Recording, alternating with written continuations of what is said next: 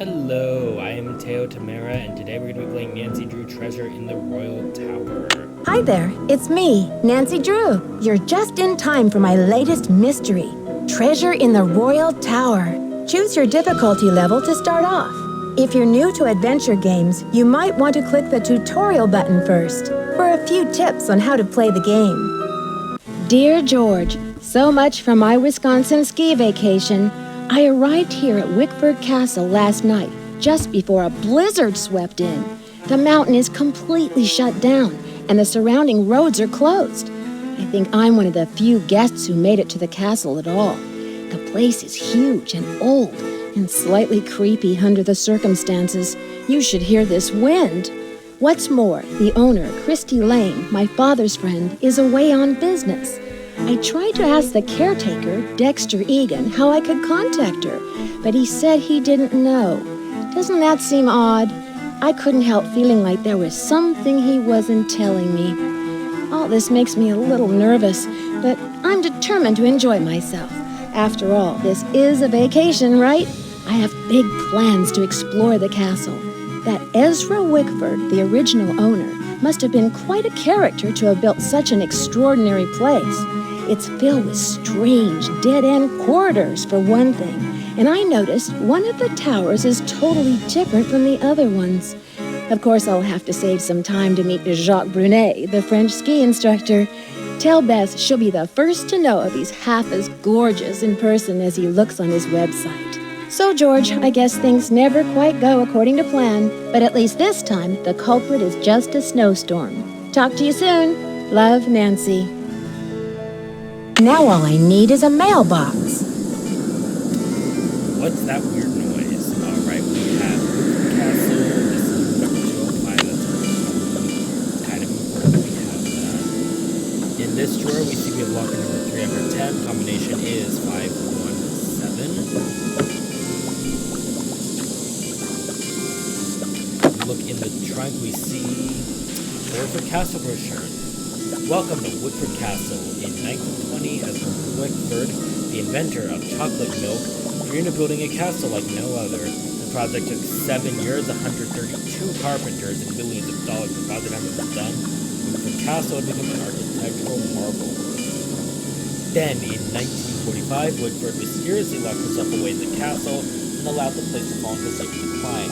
After Wickford's death, the castle was closed down for many years and complete unknown. It was finally inherited and rebuilt by his great-great-niece, Christy Lane, in 1990. Now it is one of the most popular vacation resorts in the Midwest. What to do while you're here? Lose yourself in the castle, of course. The castle is amazing corridors, and some of them lead nowhere. No one knows why Ezra included these dead ends in his castle design, but everyone agrees he must have had a wild imagination. Learn the story of the 18th century French tower. During his travels in France, Wickford became so enchanted with the Chateau Clochemont that he bought the castle's grand tower and had it built onto this castle in 1924. Few people have ever seen the inside of the tower because Mr. Wickford kept it sealed off. The tower is still closed, but in the months, Christy Lane wants to open it up to guests and offer guided tours. Miss Lane also plans to restore the vintage 1920s elevator to its original condition. Miss Lane is grateful to the Wisconsin Historical Foundation for their support of this project. Visit the library. Also while in France, Wickford acquired the majestic library and many of its contents from the estate of the Jean Lembeuf. This room is filled with antique books, both French and English. It's worth a visit to see Marcel Bonnet's famous portrait of Marie Antoinette, which was imported from the Chateau Clochemont. Outdoor attractions are located just at the foot of scenic Butter Ridge. In the winter months, guests enjoy skiing on some of the best ski slopes in the Midwest. In the warmer months, guests love the hike to Butter Lovers Lake. The mountain fields are covered with the region's magnificent wildflowers, like from lady slippers, skunk cabbage, black-eyed Susans, butterfly weed, devil's paintbrush, toadflax, and more. No matter how you spend your time at Wickford Castle, you're bound to have an adventure. Oh, I'm sure. Yes, there's my world here, and you can take the menu. Breakfast, lunch, and dinner. Baby back ribs with creature of the night barbecue sauce. Fried bologna sandwich supreme on white bread, $7.25. Crushed potato chip sprinkles, 50 cents. Anchovy heaven Caesar salad with eternity of garlic croutons. hot diggity, all you can eat fried chicken drumsticks, something smoked and chili cheese dog, better than nothing broccoli surprise, desserts, all $4 each, white cheddar ice cream log, ew, chocolate mayhem, Odyssey to Banana Land, the key to enlightenment lime pie, sugar crusted rhubarb jerky royale. That is a very interesting menu there. I don't know if I would eat half the stuff on it. It is 11 a.m. That is our address book. That is our... Sounds like the radiator is broken.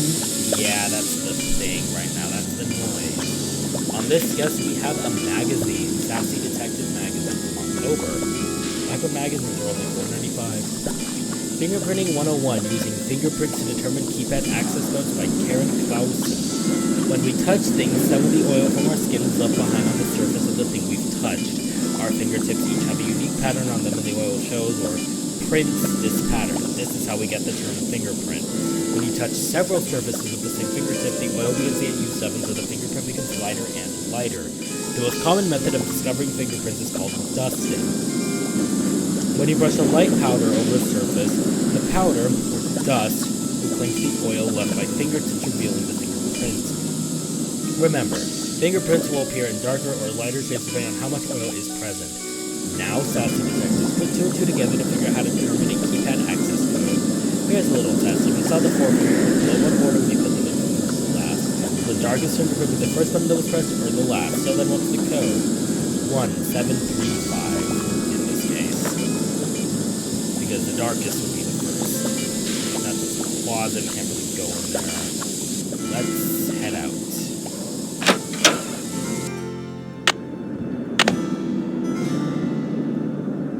Should probably tell someone about that broken radiator. Oh, whoops. Hello, Miss Drew. Did you get squared away upstairs? Yes, thanks, Mr. Egan. My room is charming, but I think there's something wrong with my radiator. It hisses, and there's a clanging noise, too. Would you mind checking it out for me? Sorry about that inconvenience, but you're just gonna have to sit tight for a while. I'm the only one on duty while the owner's away, and around here it seems like even if it ain't broke, it still needs fixing. Last time I checked, there were only 24 hours in a day, and now to make matters worse, there have been a couple of incidents. What kind of incidents? Someone vandalized our historic library, really turned the place upside down. The owner, Miss Lane, she's gonna be pretty upset. When could this have happened? I have no idea. I straightened up in there before check-in yesterday and everything was fine. Now it looks like a bomb went off. Books everywhere and somebody hacked a big hole in one of the walls. I locked the place up and called the police, but who knows when they'll be able to get here. The police? Was anything stolen? I can't tell, but somebody's definitely after something. What else has gone wrong? Well, this Professor Hotchkiss just called me in a terrible flap, saying our room's been robbed. I went up there, but she wouldn't open the door to talk about it. Wouldn't even tell me what was missing. So what's she want me to do about it? What strange behavior. I'm curious. I wonder if she might open the door to talk to me. Well, Hotchkiss has a pair of ski boots in the basement.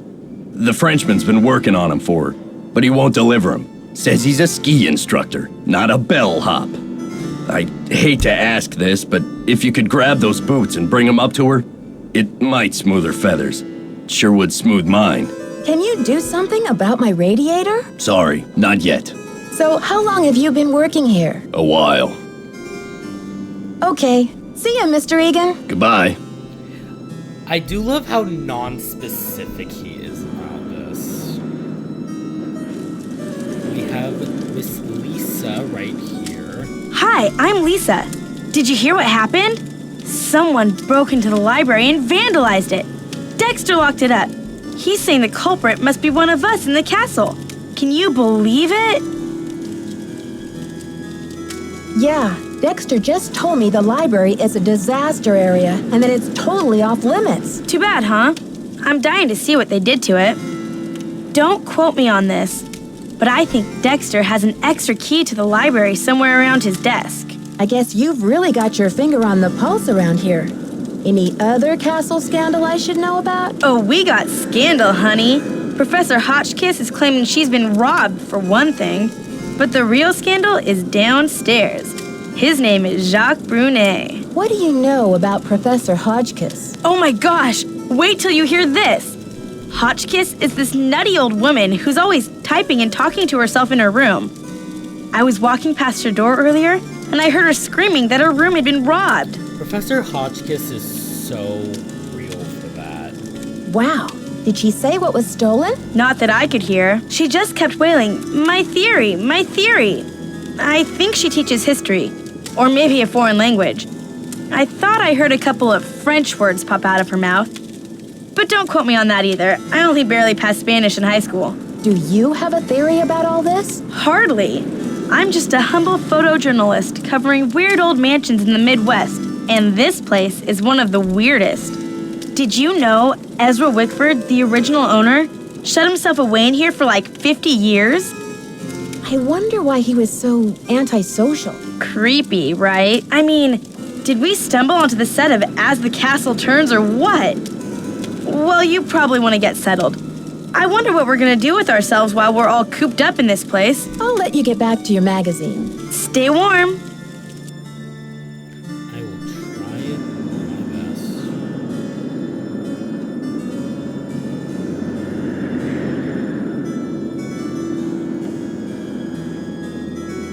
Actually, we are going to go back there because there was something we can, because there's a couple things we can read here. They might be relevant later. Major figures and events of the French Revolution. Book the first. Marie Antoinette, born in Vienna, Austria, on November 2nd, 1755. She was the youngest daughter of Francis I and Maria Theresa, Emperor and Empress of the Holy Roman Empire.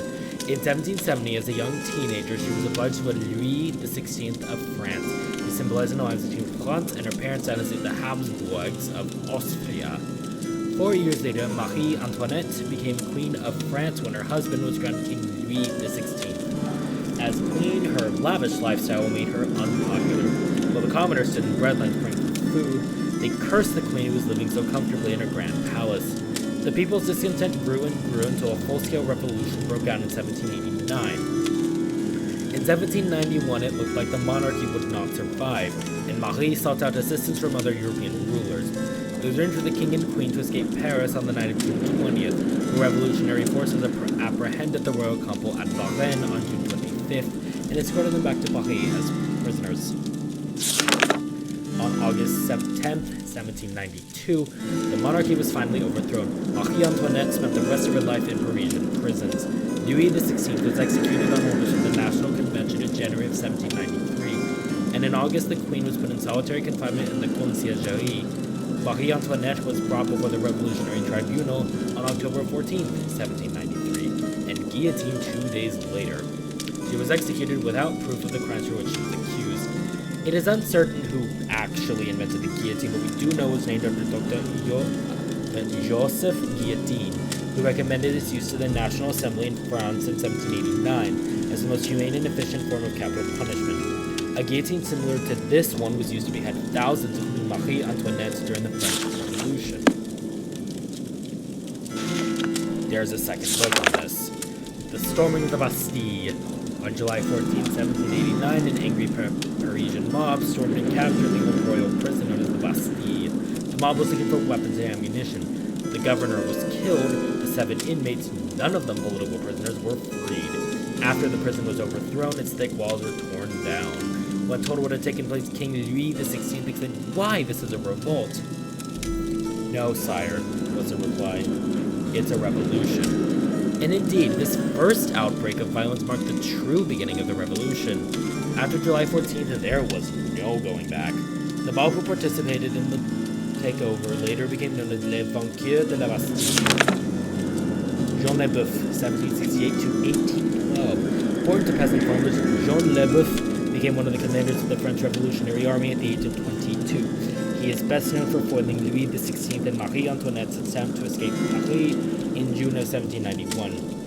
After hearing rumors of their planned escape, the Boeuf organized troops to intercept the fleeing royal couple. The king and queen were captured at Varennes and escorted back to Paris as prisoners. The monarchy was finally overthrown less than 14 months later. The Boeuf became a general under Napoleon Bonaparte and a member of the new French aristocracy. He amassed great wealth and built a beautiful chateau that became known throughout the French upper class for its splendid library. The Boeuf died in the War of 1812. Ironically, the great general was not killed by enemy soldiers, but by food poisoning that resulted from eating a can of rancid beef. Ew. The chateau remained in his name until the 1920s, when the then impoverished family was forced to sell off his estate.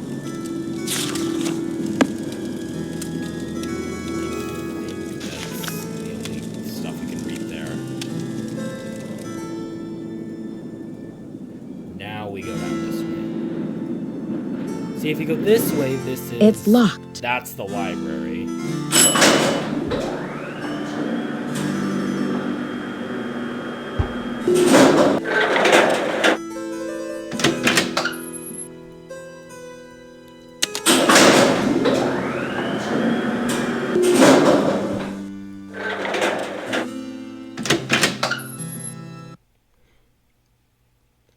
And, Jacques isn't here. He is there from... You can't get that brush, though.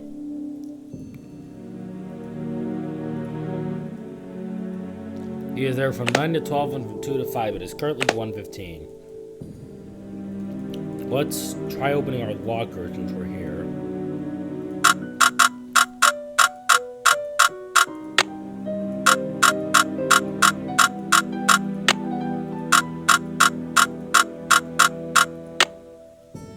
The combination is 517, but it's not working. So the locker doesn't work. Boo. You can go outside, but we're not going to do that now. You can look at the staff lockers.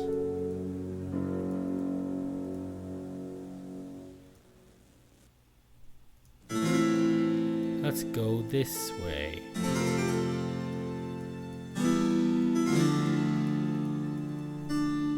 That leads us to the stairs. It's too dark. I should take the elevator.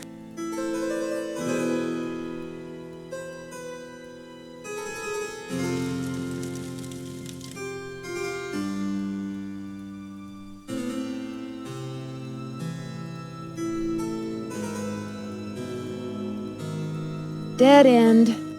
There's one dead end. You're typing.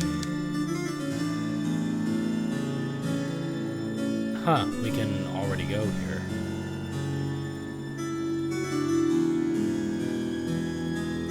This one goes nowhere. Indeed it does.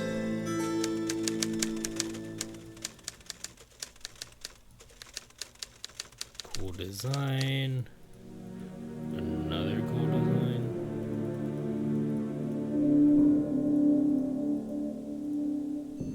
Ooh, that's a door. Yet another dead end. Or not.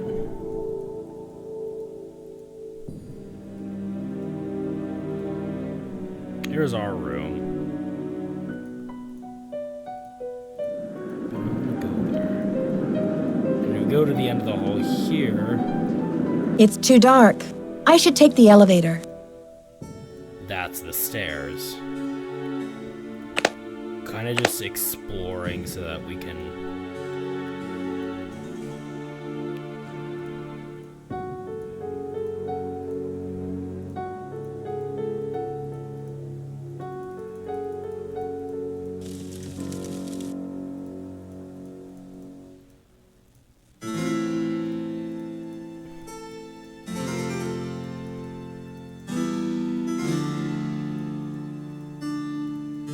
Okay, this is like the most obvious secret door I have ever seen, and doesn't let us even really do anything with it.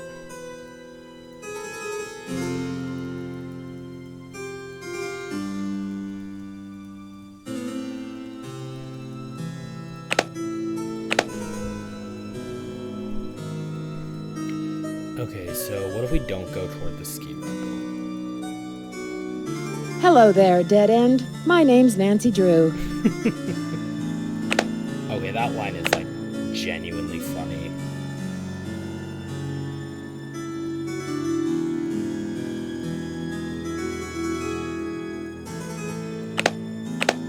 Alright, Jacques should be there now. Bonjour, mademoiselle. Je m'appelle Jacques Brunet. So, what brings you to beautiful Wisconsin? Hi, I'm Nancy. I came to ski, but it looks like I'm going to have to find other ways to entertain myself. I told Mr. Egan I would bring Professor Hotchkiss her boots. Are they ready? Yes, I fixed her boots. But you should be relaxing by the fire, sipping cocoa, Nancy. Not running errands for Dexter. Why is it you American girls never know how to separate business from pleasure? He does make a point, though. Like, you gotta have a work-life balance. I don't know if Nancy Drew knows what that is. What about you, Jacques? Do you give skiing lessons in Wisconsin for business or pleasure? Well, with the weather so terrible, I suppose I get neither. But you see, I am here for Isabelle, mon petit chou. She's an American studying at the university in Madison, and I've asked her to marry me. That is excuse enough to be in Wisconsin, n'est-ce pas? And besides, I am not the first French work of art to end up here. Work of art? What are you talking about? I am speaking of the Queen's Tower, of course. It comes from the Chateau Rochemont in a town in France near where I grew up. Didn't you notice it when you drove in? Yes, I did notice. What an amazing feat it must have been to take that thing apart and put it back together. The French are talented people, Nancy. We are good at many things, not just making wine and romance, you know. But tell me, how will you spend your time here, Nancy? I'm dying to have a look inside that library. I heard it was vandalized.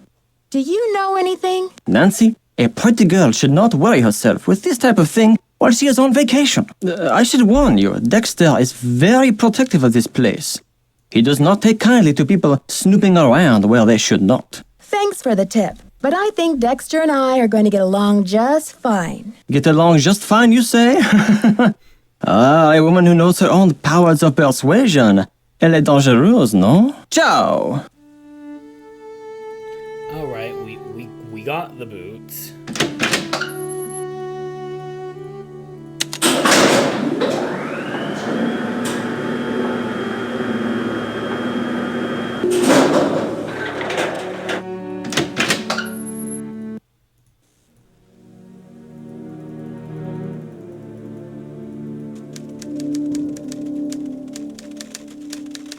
Yes, hello? Is that Jacques with my boots?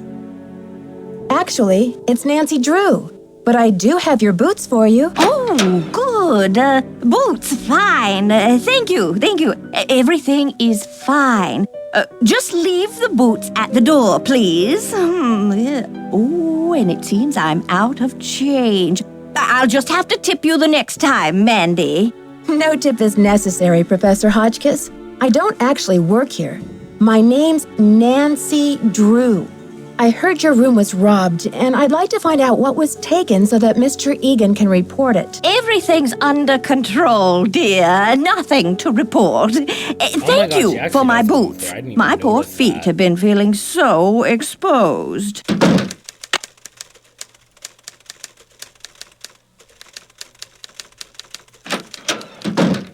Alright, she took the boots.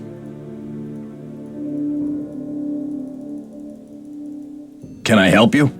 About my radiator, Mr. Egan. Do you think you'll be able to fix it anytime soon? Sorry, not yet. Hotchkiss called to report that she got her boots. But now I'm told that the light is out in the back stairwell. Could you check the circuit breaker in the basement and make sure it's working? Some vacation this is turning into. Indeed it is.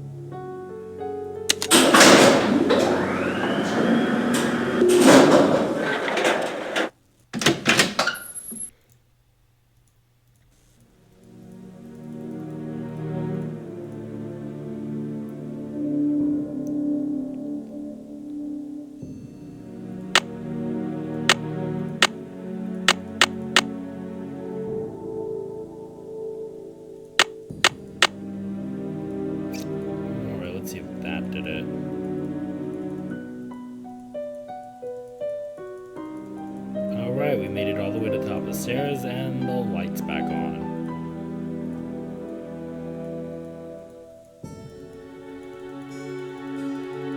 Yes?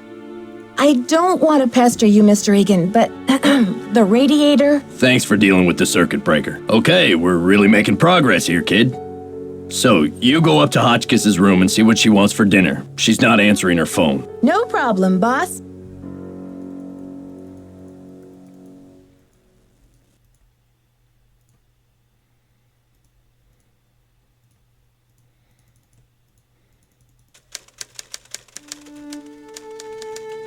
Used to make it so easy to get turned around here. Ugh! Virginia Woolf never endured such interruptions. Who is it? It's Nancy again. Dexter needs to know what you want for dinner. Oh, hard to think of food candy when I'm riding the raging rapids of my theory. Oh, right now, I have plenty of pre-packaged energy globules to keep me going.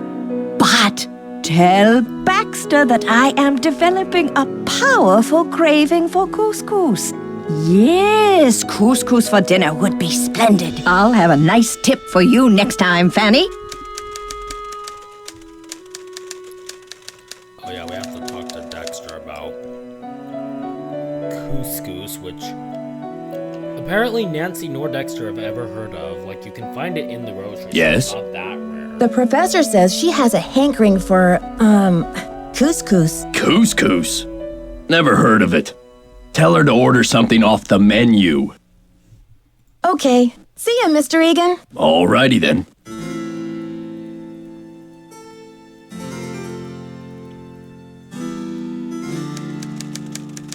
Is that my couscous already?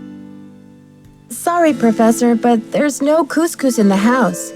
You'll need to choose something from the hotel menu. Well, I don't have a menu.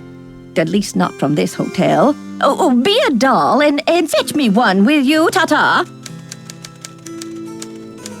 Did you get the menu? Sure did. How about opening the door so I can give it to you? Oh, you're a sneaky one.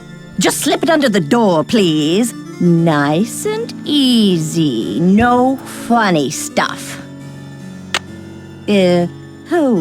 Baby back ribs, yes. Oh, chili cheese dog,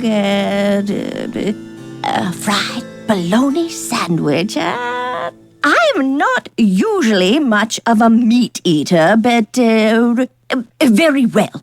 50 drumsticks, please. Chicken, that is. Cluck, cluck. Sure. 50 drumsticks. Whatever makes you happy. Rock and roll, dear.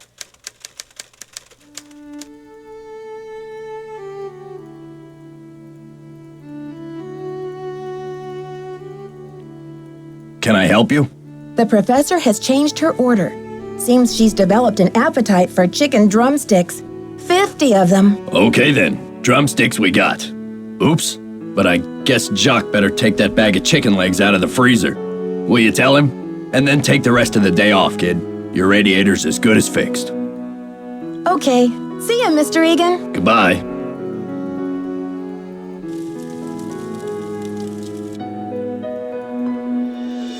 Now let's take that elevator.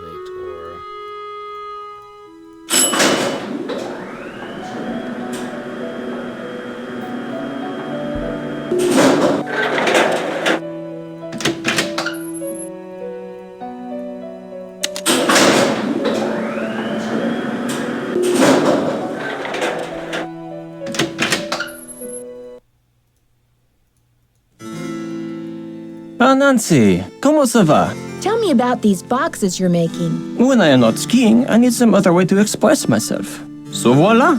I make these hot boxes for keeping secrets safe. I'm sure you have many secrets, Nancy. Do you know much about the tower that's closed off? I heard the original owner imported it from France. It comes from the Chateau Rochemont in a town in France near where I grew up. Marie Antoinette used to visit this tower when she was Queen of France. Until she lost her head in the Revolution, that is. Dexter told me the combination to my locker, number 310, is 517. I tried it, but the locker won't open. Dexter must be confused, because I think that is the combination for number 311. Try 311. Dexter needs you to defrost that big bag of chicken legs. Oh, la la la, what does he think I am?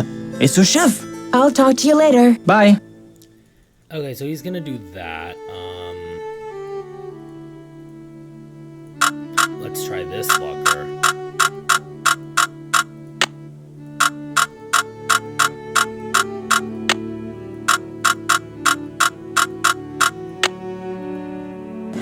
And it opens. Inside we have the shutter slug with a camera. Helen Carp. Oh, that face looks... Girl, that's Lisa. That face... Tanya L. Gooding. Tanya Lee Gooding. Oh, Jesus, gone. State ID, Helen Carp, Alina Boyd, and another Tanya Lee Gooding.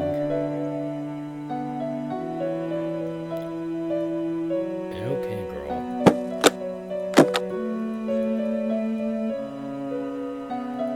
Oh. 30 de noviembre de 2000. Lisa, mi amiga, ¿cuánto tiempo sin vernos? ¿Cómo estás?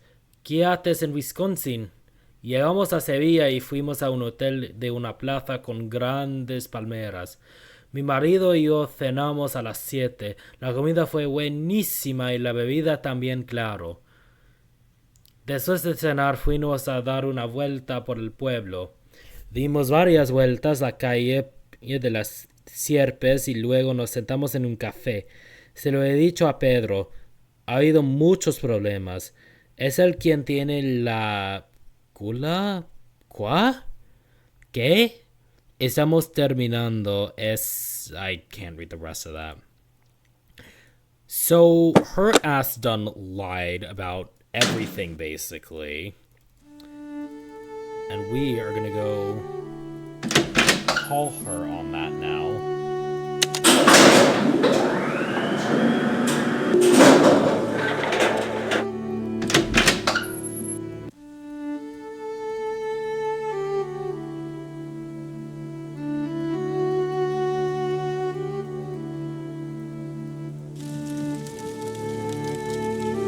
And Lisa's not actually there right now, so we're just gonna go up to my room.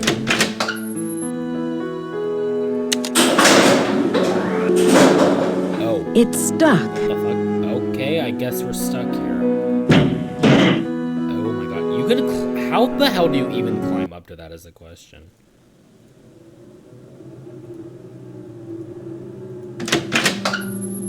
Alley-oop! Yep.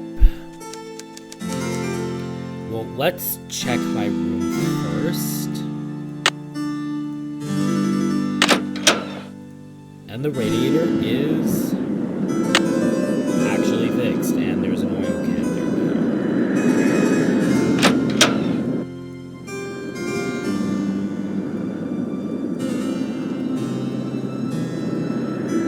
Did you see I fixed your radiator? I was in the elevator and it got stuck between floors.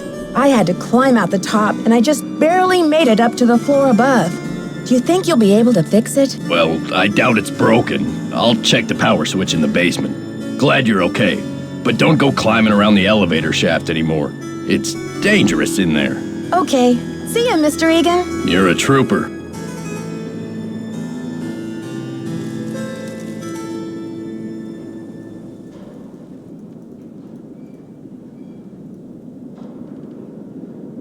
Oh my god, I went the whole ass wrong way.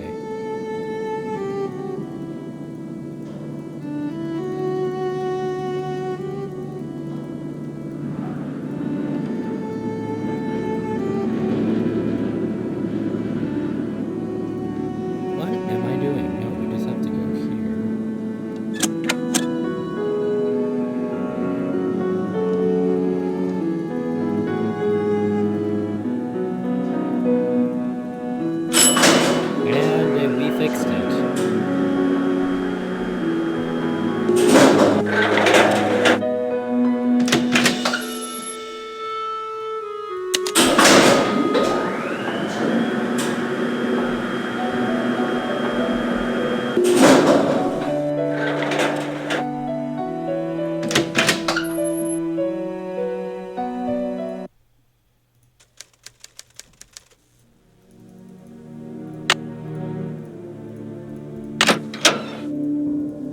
check what time it is. It is 5 p.m. This was all in one day.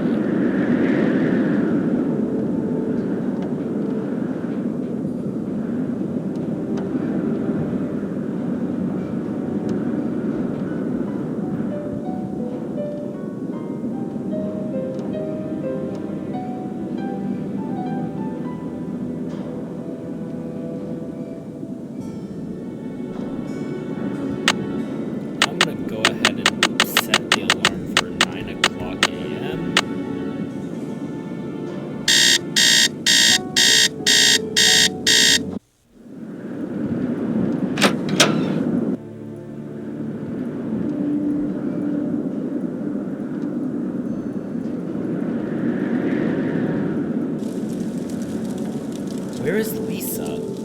Why can't I talk to her at all?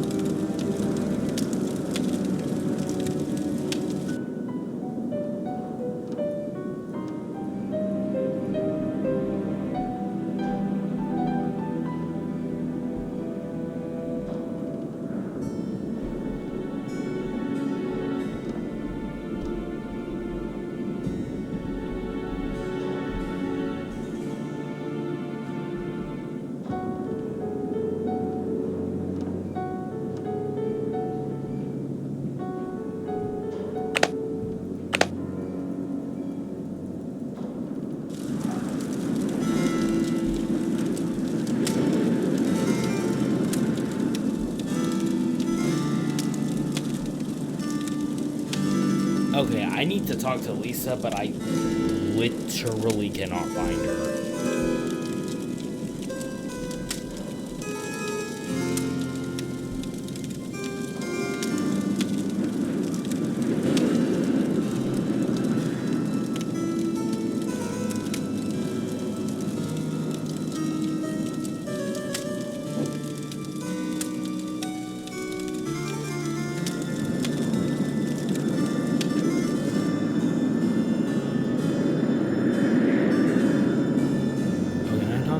Can I help you? Okay. Nope. See ya, Mr. Egan. Alrighty then.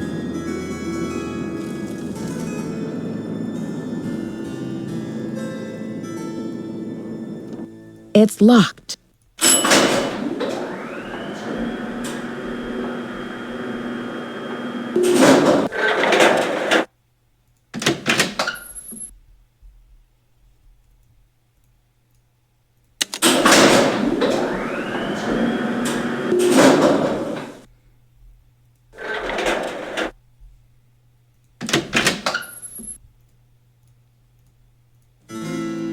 Ah, Nancy, comment ça va? I'll talk to you later. Ciao!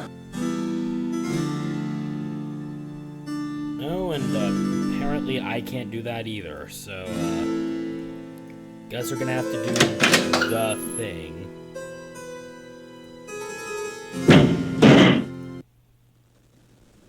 Where we literally climb out of the elevator.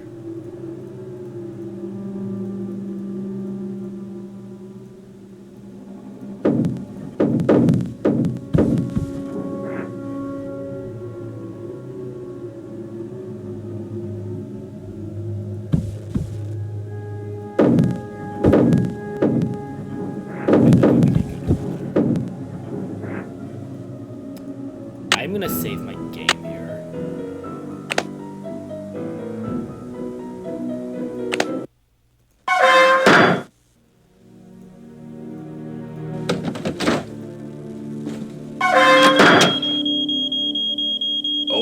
Okay, I hear you. Darn you crazy old man. I know you hid that thing around here somewhere.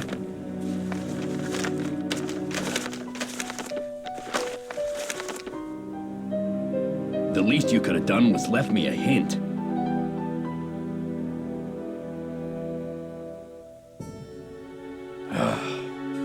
I don't have time to clean this up.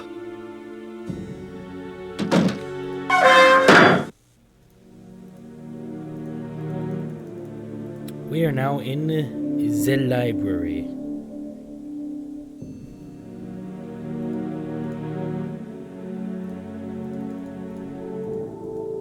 the hole in the wall. And we're able to read an atlas of the United States. Wisconsin, capital Madison, organized its territory July 4th, 1836. Entered the Union on May 29th, 1848. It is the Badger State. The motto is Forward. State symbols are flower, wood, violet, tree, sugar maple tree. Bird is the robin, the animal is the badger. The wildlife animal is the white-tailed deer, the domestic animal is the dairy cow, the insect is the honeybee. The beverage is milk, the song is On Wisconsin, the dance is polka, the symbol of peace is the morning dove. Latitude and longitude are 45 north and 90 west.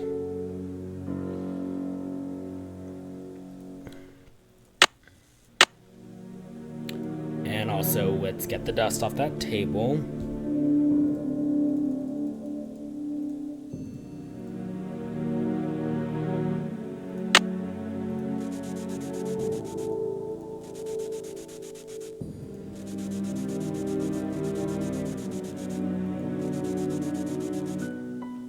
Alright, based on this, we can intuit that the code is 3*72 based on what we learned earlier.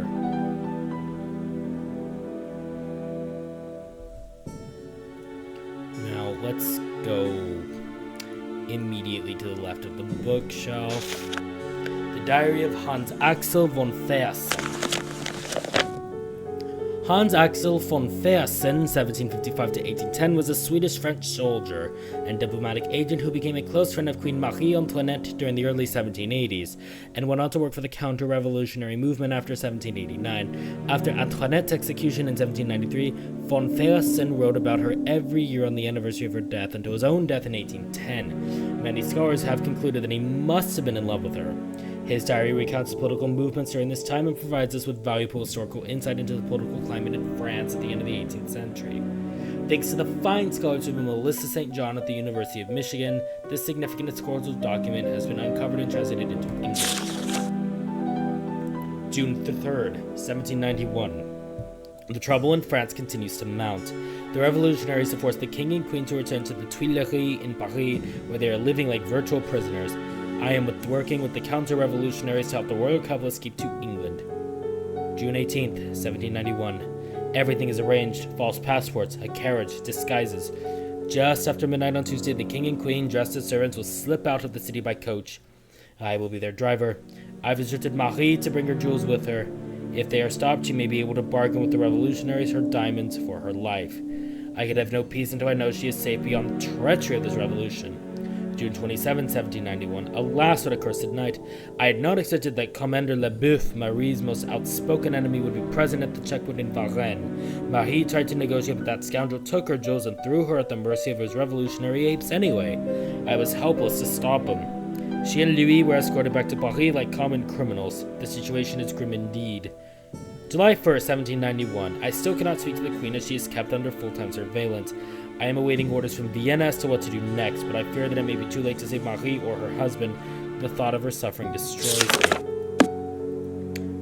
Wow, okay, simp. Like, down very fucking bad. It's a little embarrassing, actually.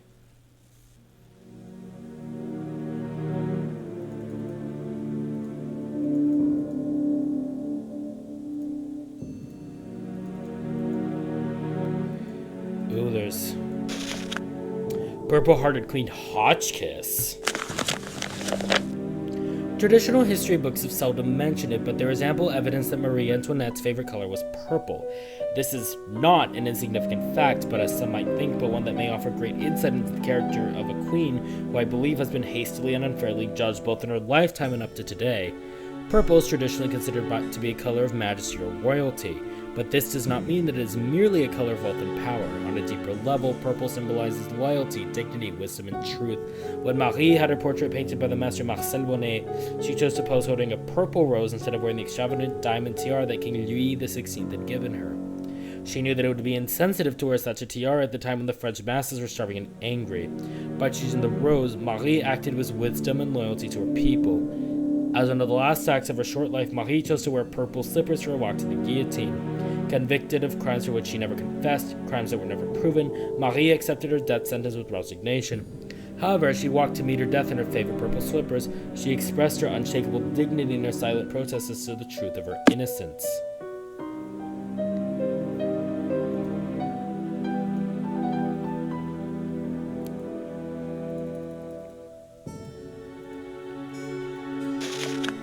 True stories behind famous portraits by C. Brown. Marie Antoinette.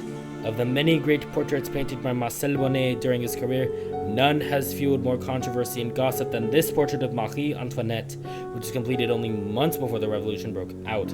It all began when King Louis XVI Marie's husband commissioned an opulent jeweled tiara for her birthday. Set in the tiara were a ruby, an emerald, a sapphire, and a 52-carat diamond, bigger than any diamond ever before worn by French royalty. Marie was horrified by the tiara's extravagance and refused to wear it.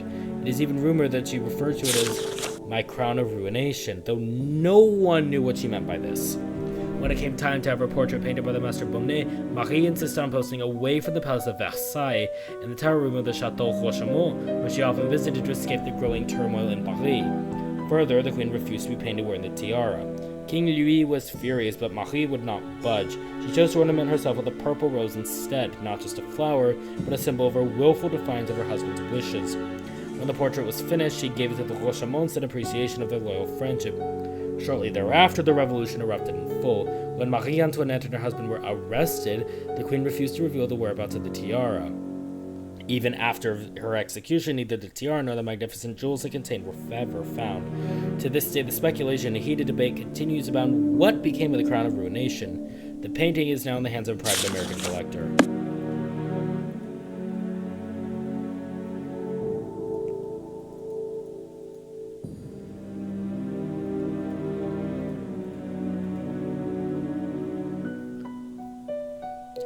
We have a globe here.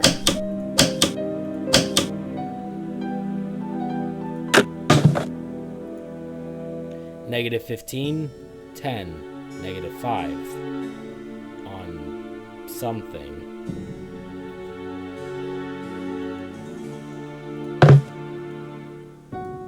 The 90s from the A Sly Rabbit will have 3 openings to it. So this must be the thing.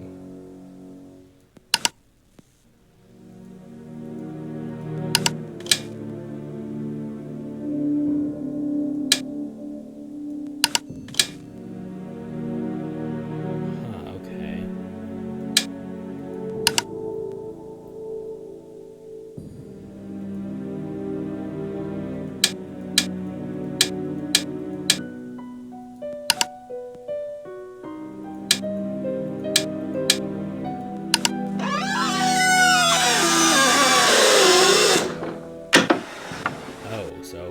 Something opened.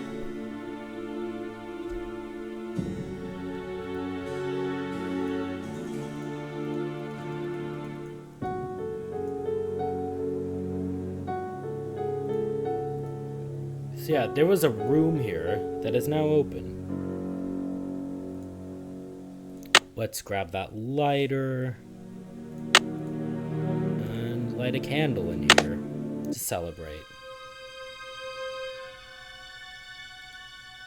That reveals a key with which we can read it. The castle's been empty for many years now. These hallways just echo in vain. And know how I miss you, my one-time son. My anger's dissolved into pain. I still don't know why you pilfered my wallet. The money could hardly have mattered.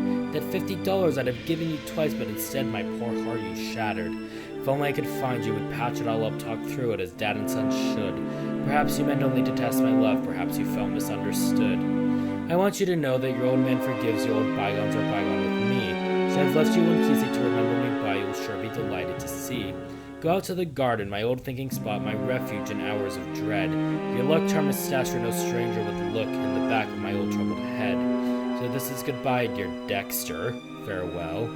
You offered me much needed joy, and I'll never forget all the laughter you brought me, my darling young rascally boy.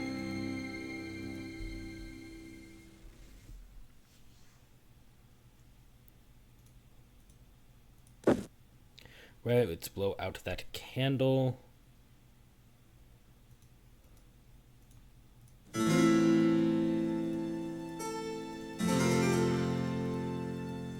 just gonna go my normal way through the... It's locked.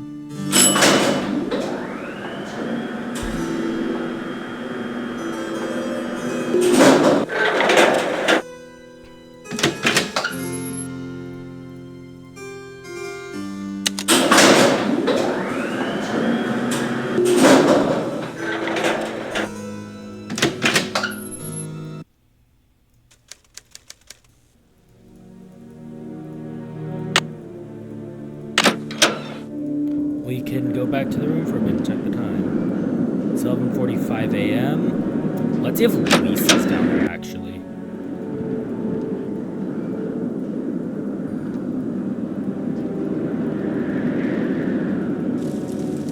She's there. Hi there, how's it going? What do you know about Jacques Brunet? Didn't you watch the last Winter Olympics? He's France's big cheese of skiing. He holds the record for the 500-meter slalom, but he totally choked at the games. I guess he's washed up now. But at least his looks haven't gone down the tubes. So tell me more about the life of a photojournalist. It must be very glamorous at times. Well, there's nothing glamorous about the pay, I can tell you that much. There was a little mix-up with the lockers, and I accidentally opened yours. Yeah, and? Well, I was kind of confused. I was just trying to see whose stuff was in there, and I found a bunch of IDs in your bag. They all had your picture and other people's names on them. A savvy photojournalist always carries a couple of alternate identities, Nancy. When you're working under deadline, you don't always have time to play by the rules. I'm sure you know what I mean. Does your job take you to exotic, far-off places? Well, there is a lot of travel. Too bad I'm so useless with foreign languages. Okay, Lisa, we need to stop lying. We saw the Spanish letter. Did you know Professor Hotchkiss published a book on Marie Antoinette? Yeah, I looked her up on the internet. The critics panned the book. Looks like other historians think she's a real quack. I'm dying to find a way into that tower. Where do they usually hide the secret entrances in weird old Midwestern mansions? I guess I should know, shouldn't I? Too bad most of the places I've covered aren't any weirder than imitation butter. I wish you'd hurry up and find it, though, so we can check it out. I'll let you get back to your magazine. Keep me posted. Alright, so we've done that. We've talked to Lisa, who's like the one person I actually wanted to It's locked. talk to.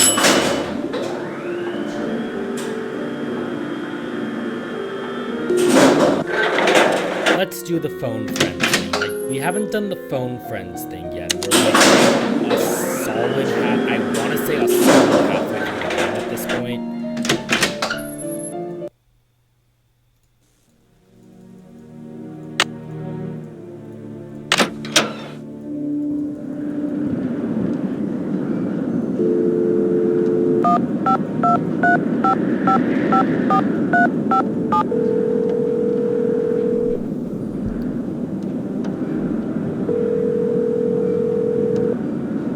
Hi, you've reached Ned at Omega Chi Epsilon. I'm not here to take your call right now, so please try again later.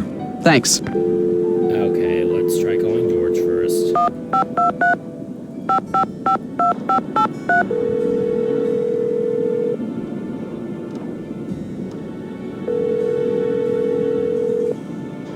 Hello? George, it's Nancy. Great timing, Nancy. Bess and I were just saying how we wish we were out on the ski slopes with you. Hang on, I'll get her to pick up the other phone. Hey, Bess, our favorite detective's on the phone. Hey, Nancy. How's the vacation? I guess I should have mailed that letter. Not only do I have a blizzard on my hands, but I may have stumbled onto another case, too. The castle library was vandalized, and one of the other guests says her room was robbed. Boy, oh boy. Have you searched the library for clues yet? Well, that's the thing.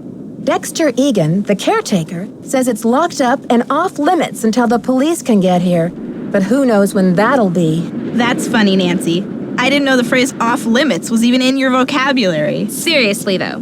Don't you think that your dad's friend, Christy Lane, would feel better knowing that you're on the case, at least until the police can take over? She's right, Nancy. I mean, who knows what this Egan guy is all about anyway? Sounds like you're just gonna have to find an alternative entrance to that library. Here I go again. Just hope I don't have to slide down the chimney. And what about this robbery? Who got robbed? I'm not sure. The guest's name is Professor Hotchkiss. I think she's a bit eccentric. You mean weird? Nutso? A few sandwiches short of a picnic? Okay, you guys. I just mean that I'm not sure how reliable her testimony will be. Yeah, but she'll probably tell you something important, whether she means to or not. I met my ski instructor, Jacques Brunet. He sure is French. Ooh la la, those accents should be illegal. I hate to break it to you, Bess, but he's engaged. Now there's a real crime. Right, Bess. Humanity is devastated. I met this nice woman, Lisa Ostrom. What's her deal? She's a photojournalist doing a story on the castle. She sure got me curious about that tower. Oh, yeah? Does she know where the entrance is? I don't think so. Well, keep an eye on her, Nancy. Those photojournalists are born snoopers, you know. George, are you suggesting that Nancy is a second-class snooper? You're going to give our friend a complex. Oh, right. Like Nancy doesn't know she's the prime minister of snooping. I'm trying to meet with Professor Hotchkiss to find out what was stolen from her room, but she won't open her door to discuss it. That's odd. I wonder what she's so nervous about. I'll bet she's hiding something in her room. Like what, Bess? The elephant that trampled the library? She's probably just a little freaked. I mean, if her room really was robbed, you'll find a way to make her trust you, Nancy. I'll bet Bess's last slice of pizza on it. Hey. Wickford wrote Dexter a farewell poem before he died. The inventor of chocolate milk was a poet, too? Yum. I could write a poem or two about chocolate milk. It says that he hid some sort of luck charm for Dexter to find. Where? Something about his old thinking spot somewhere out in the garden. Funny, but I didn't see any garden when I came in. Well, you can't exactly tiptoe through the tulips when they're buried under 6 feet of snow. Never mind my cheeky cousin over there, Nancy. When the storm passes, you should go out and see what you can find. Ladies, I need inspiration. Brain juice. A hint. They don't call us your trusty sidekicks for nothing. Help. I'm a little stuck. Don't you have some more reading to do in that secret room? Okay, you two. I'll talk to you soon. Bye. Alright, let's try Ned now, because maybe you have to call Bess and George first or something. It is 1:15 p.m. in the game. Hello? Ned, it's me. Yeah. Well, you're a sound for sore ears. Bess called me and told me your vacation is rapidly turning into another mystery. So who do you think the vandal is? I really don't know. It would help if I could at least imagine a motive. But why would anyone want to vandalize a beautiful old library? There must be more to it than meets the eye. Sounds like you better find a way to get in there and take a look around. Apparently, this castle's tower used to be a hangout for Marie Antoinette. Who's that? Ezra Wickford's wife? Are you kidding? Marie Antoinette was a famous queen of France. And she used to hang out in Wisconsin? No, silly. The tower was originally part of the Chateau Rochemont in France. Ezra Wickford fell in love with the tower and imported it to Wisconsin. And Marie didn't want to come along. Well, that would have been pretty tough for her, considering... Ned Nickerson, are you pulling my leg? What do you mean, Nancy? You know very well that Marie Antoinette was beheaded in 1793, don't you? Well, yeah. I guess I read something about that when I studied the French Revolution. But when did Wickford show up? He didn't discover the tower until the 1920s, over 100 years after Marie's death. Whew! I think I'm all clear now. Thanks for straightening that out for me, Detective. You are some pain in the neck, pal. Good thing I'm so cute. Boy, failure. Are you ready for a crazy coincidence? Only if it's a crazy one. Ezra Wickford also imported the library, and it seems that he bought it from the family of Jean Leboeuf, the revolutionary commander who captured Marie Antoinette when she was trying to escape from France. You're kidding. So Wickford imported Marie's tower and her enemy's library? Exactly. Doesn't Leboeuf mean the cow in French? Actually, I think it just means the beef. Well, in any case, I bet the guy would be happy to know that his library ended up in the heart of America's Dairyland. Oh yeah, Ned also functions as Put a on your hint thinking in this cap. game. I need a hint. Hold on. Thinking cap on. Stand by for a there's hint. an Your actual suspect thinking list cap. needs some filling out. Take a good look at those scrapbooks and any other papers that Ezra might have left. They might offer you some insight. I'm trying to decide what to do next. Any thoughts? Your suspect list needs some filling out. Take a good look at those scrapbooks and any other papers that Ezra might have left. They might offer you some insight. Bye, Ned. Keep me posted. Alright, so I'm gonna go ahead and set the alarm again. For 10 p.m. We want to get late at night.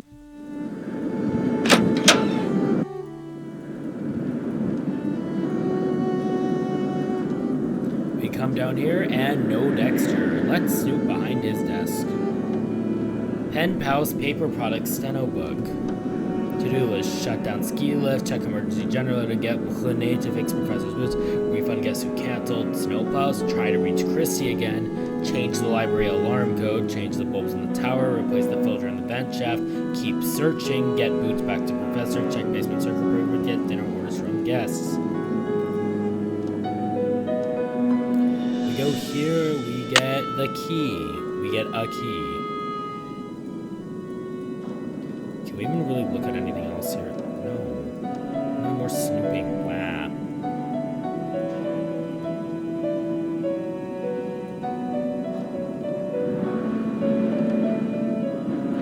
Okay, apparently we literally can't look at anything else on this desk. That's some ish. I wanted to see what was on his desk. Well, let's test the key. Oh, shit.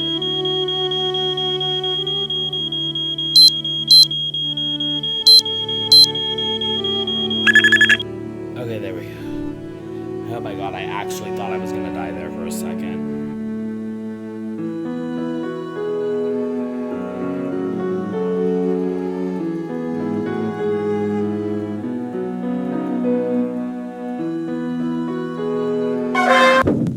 We're going back into the vents.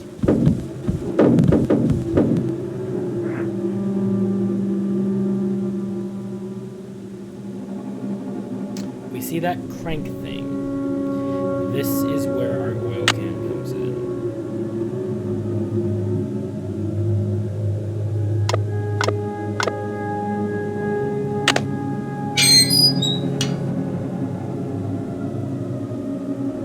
And we're able to go down here.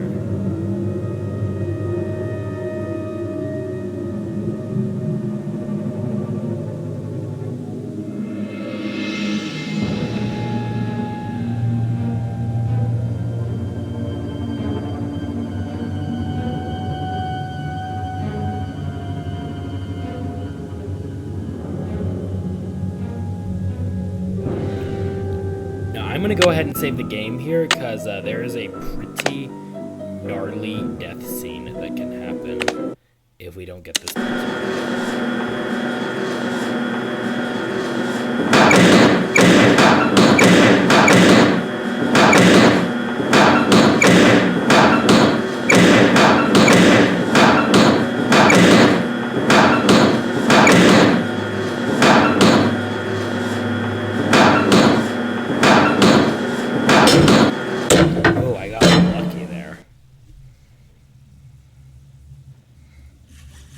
Oh, I'm hearing sawing.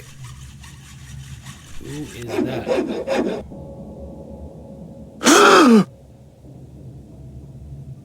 Nancy, what are you doing here?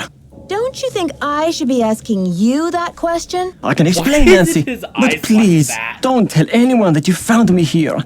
If I get sent back to France, my fiancé will give up on me, and I will have let down my family again. How can you expect me to keep quiet while you go around destroying the castle? If you're willing to saw through this gate, then you must be the one who wrecked the library too. Nancy, I had nothing to do with what happened in the library. I swear, the tower holds a valuable French historical document. If I can find it and return it to France, perhaps I can make up for my failure at the Olympics.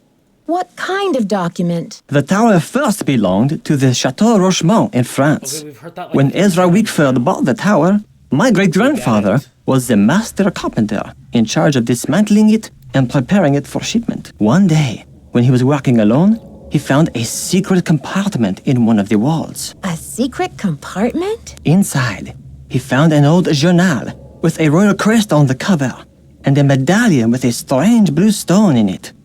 But he heard other carpenters coming, so he hid the medallion in his pocket and sealed the journal back in the compartment. Before he could get back to study the journal and return the medallion, the tower was dismantled and shipped to America. He never learned who the journal belonged to or what it said. Why didn't your great-grandfather tell anyone about his discovery? He thought if he told his story, Ezra Wickford might get angry, accuse him of interfering with the project, and tried to ruin his name as a carpenter. So he kept quiet. But he told you this story? I was his only great-grandson. On his deathbed, he gave me the medallion and told me the whole story. He begged me to come here to Wisconsin to find the journal and return it to France. You must feel a real sense of responsibility to carry out your great-grandfather's dying wish. Oh, yes, of course. But it's not just for my great-grandfather. It is for France. The journal bore a royal seal. It must have belonged to Marie Antoinette, because she used to visit the tower during the Revolution. So perhaps it contains her confessions, or perhaps it contains proof of her innocence. Either way, the contents of that journal could change French history forever. I just don't see how you can think that journal will still be up there after all these years. I know it's possible that someone found the secret compartment when the tower was being put back together, but I have to check anyway. I just have to know. Nancy, do you think you could help me? Let me show you this medallion, and maybe you'll be able to tell me what it's for. I might be willing to help you, but you have to tell Christy everything. I'm sure she'll understand. And then you won't have to sneak around in the middle of the night, haunting the castle with that screeching hacksaw. Okay, Nancy, I see your point. I will explain everything to Christy Lane as soon as possible. Now will you help me? I think this medallion will interest you. And maybe you'll have some idea what it's for. It's in my locker. Will you go get it while I take care of something? The combination is 2665. I'll meet you in the locker room in a minute. Okay, Jacques. I am intrigued. I'll see you downstairs. You're the best, Nancy. Don't mention it.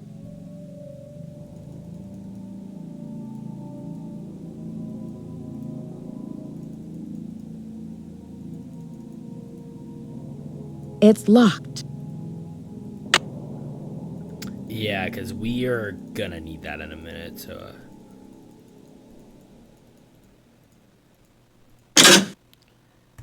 You come out, and that leads you to a secret door on the first floor.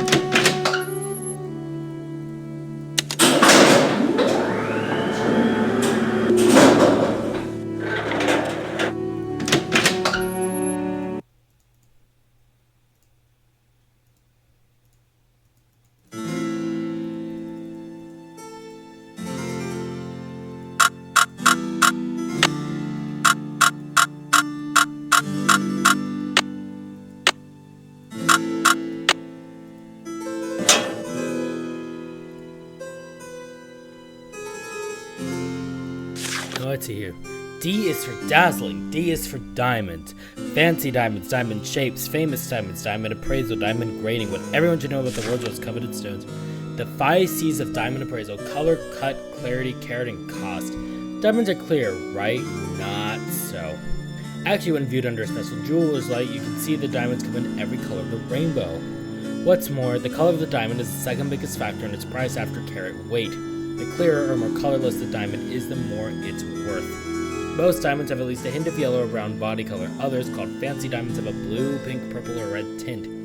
If the diamond does not have enough color to be called fancy, then it is graded in a scale of colors ranging from D through Z. A D diamond is considered to be colorless. At the other end of the spectrum, anything more intense than Z is considered fancy. A fancy yellow diamond is more expensive than a light yellow diamond. Diamonds come in a variety of shapes: round, emerald, heart, marquise, oval, pear, and princess. Still, not every diamond of the same shape looks the same. 2 heart-shaped diamonds can appear very different, actually, and you don't need to be a diamond expert that one may have more shape appeal than the other. The most popular shape that diamonds are cut into is the round. It is also the most brilliant or sparkly of all cuts. The ideal cut for a diamond is the one for which the diamond's proportions achieve the most brilliance. The diagram below shows what is considered the ideal cut in round brilliance according to the American ideal Tolkowski, and the European ideal cut. The proportions given are relative to the girdle diameter.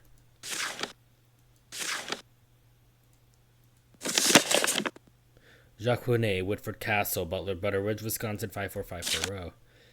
U.S. Immigration and Naturalization Service, Branch 045094, Salt Lake City, Utah. To whom it may concern, our records indicate that your visitor's visa will expire within 1 month. If you remain in the country after that time, you will be doing so in violation of the law. If your visitor status has changed or you wish to dispute our records, please contact your local immigration authority immediately. Oh, wow.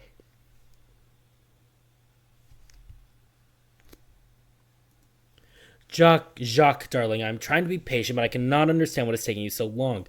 My mother and father are traditional people, and they think that it's highly unusual that you would ask me to marry you without demonstrating your commitment to me in any symbolic way.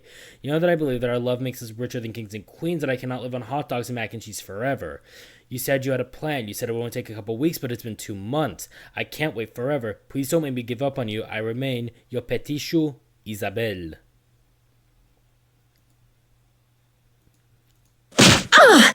Oh, shit. Ouch. Oh, someone must have knocked me out. Headache headquarters. Nancy here. Nancy, it's Jacques. What happened? Are you okay? I don't really know what happened.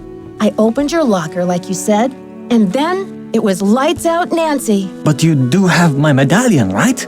It was the last thing I saw, but I sure don't have it now. Oh la la, you can't be serious. I'm afraid I am serious. I have no idea what happened to it. This is too much. Oh la la, unbelievable.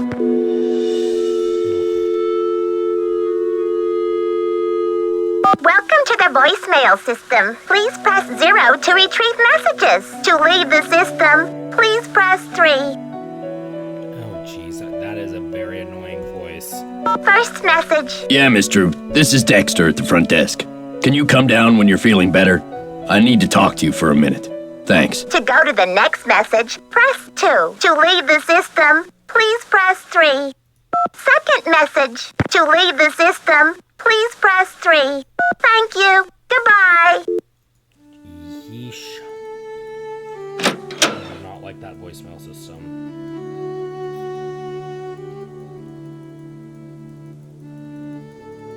Thanks for coming down. I've been wanting to talk to you. How's your head? Did you slip or what?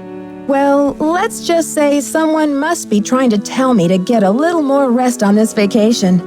Anyway, I'm planning on making a speedy recovery. It's just that when I found you out cold in the basement and hauled you back to your room, I noticed all this red dirt on your shoes. I'm just curious where it came from. Mr. Egan, I confess, I found my way Red into the dirt. corridor I that love leads how to we the put the Queen's shell Tower. on that. As you probably know, the dirt in that tunnel is very red. I hope you won't consider this trespassing. Nope. If you must know, I'm impressed. Ezra Wickford set that secret door up so nobody would be able to find it. When I was a kid, I was obsessed with getting into that tower.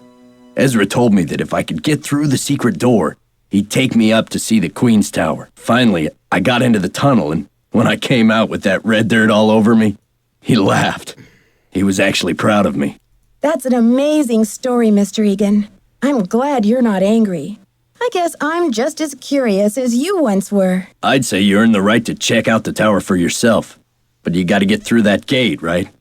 There's an old skeleton key in the maintenance shed. Now that the storm's passed, you can go out and get it. But be careful. It's still dead cold out there.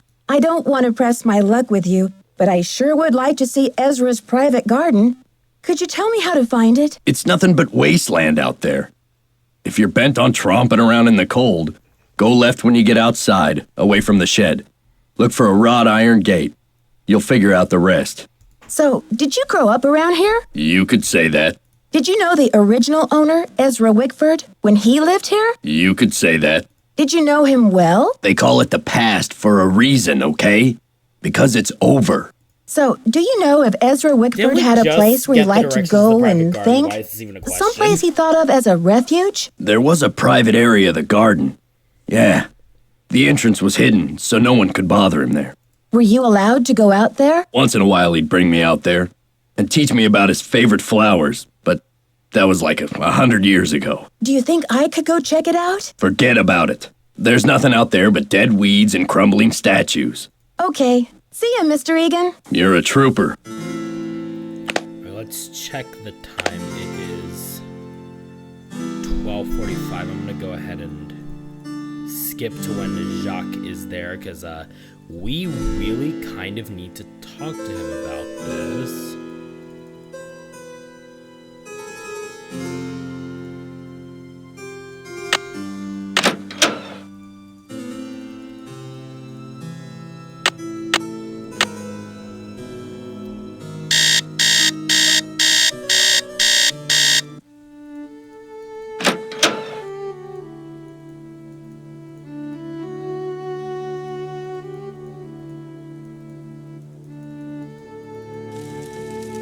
Hi there, how's it going? I'll let you get back to your magazine. Keep me posted.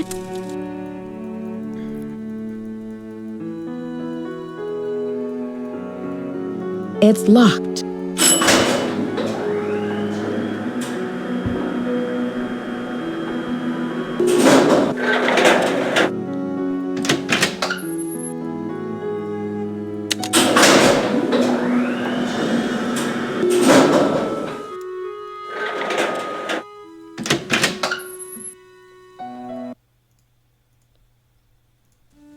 Let's see what you have to say. Nancy, I still cannot believe you lost my medallion. How could you have been so careless? I wasn't exactly careless, you know, and I didn't lose your medallion either. But I don't have it. Where were you, anyway? Weren't you supposed to meet me? When I showed up, you were having a catnap on the floor. Ugh, I will be ruined by you American women. Guess you'd better stay away from me then. Goodbye. Au revoir, little Miss Nightmare. Yeesh.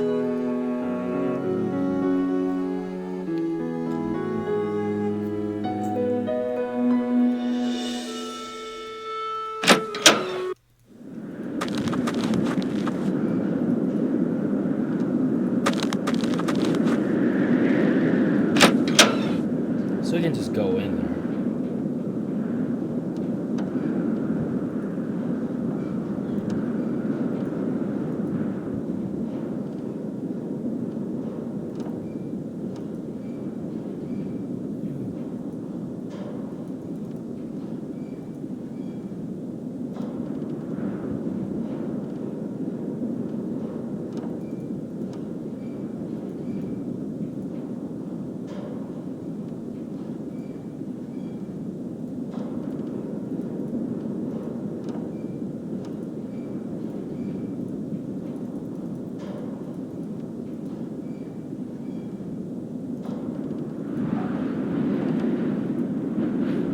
Do you know what your neighbors are up to? Remember when? Not many of us are old enough to remember young Dexter Egan, the adopted son of old Daddy Choco Bucks, Ezra Wickford. Most of us only came to know Dexter, the boy who was lucky enough to grow up at Wickford Castle, as Vilas County's most famous juvenile delinquent. According to legend, it was Dexter's troublemaking that caused Wickford's disappearance from public life. Most of us has used his name as an example to our own children to frighten them into obedience. You don't want to turn out like Dexter Egan, do you? We ask, a counterfeiter, convicted felon, bad egg? Isn't it amazing that after 25 years in prison, Dexter Egan's release is coinciding with the grand reopening of Woodford Castle? Now opened by the enterprising young Christy Lane, it's true, and rumor has it that Egan is determined to straighten out his life and make up for past mistakes. But how? Will he become Wisconsin's next chocolate milk tycoon? When asked about his plans to reinvent himself, the ever-charming Dexter said, no comment. Does this spell trouble for Vilas County? Only time will tell.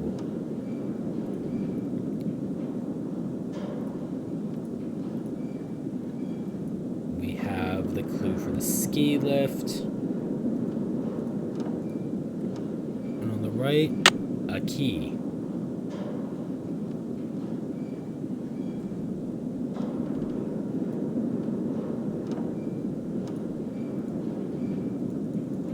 Now let's go back to the rental office.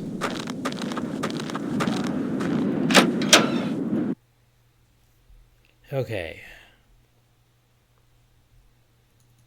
Can stay here for a little bit. It's 2:45 in game. Let's pass some time, actually.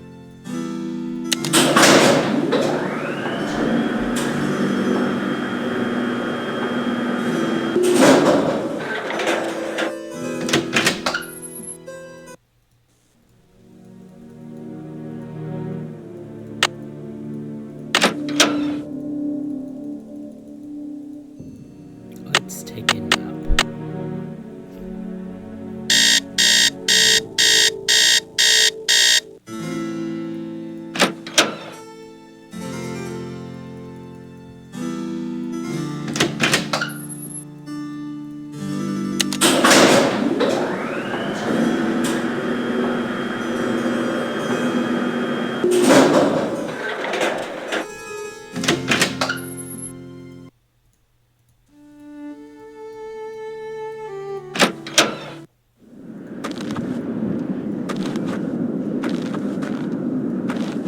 go to the left of that ship, we go...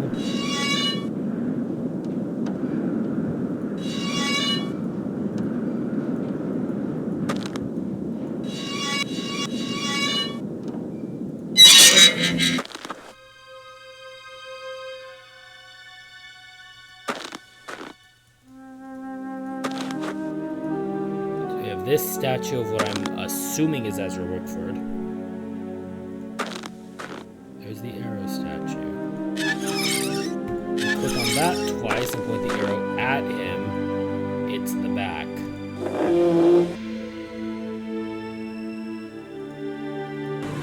It's locked.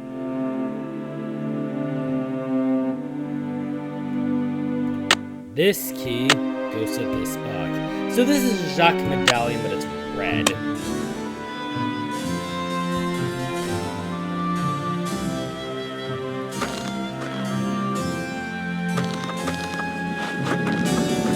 Now we can head back in.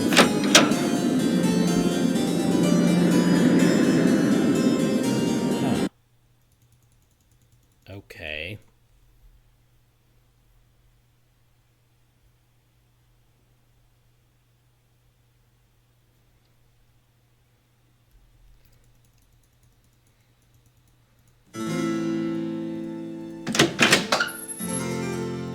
Let's see.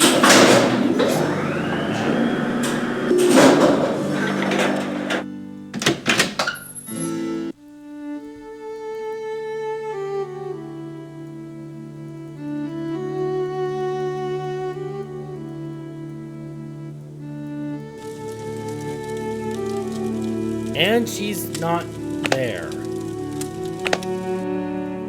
Huh?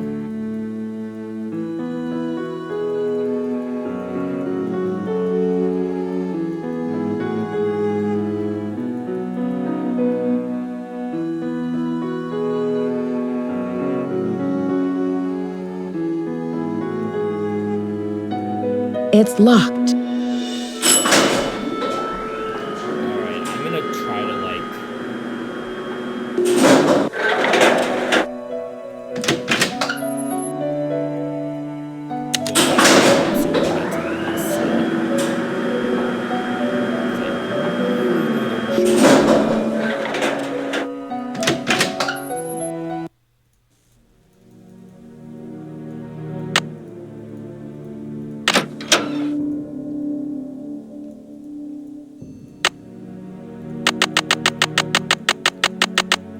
Let's go to eat for the night.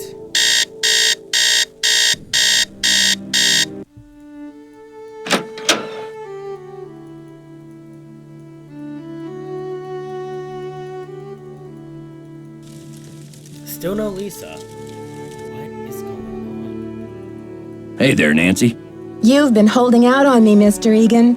I read in an old issue of the Daily Telegraph that you grew up here, right in this castle. All right. I did live here for a few years, once upon a time. I was an orphan until Ezra Wickford came along and adopted me.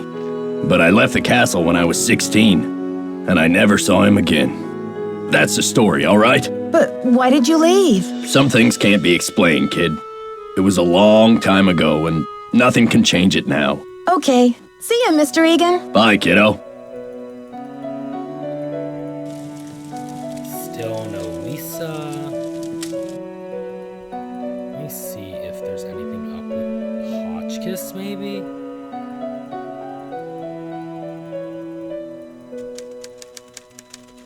Still typing. Is that you, Brandy? Oh, I'm glad you're here.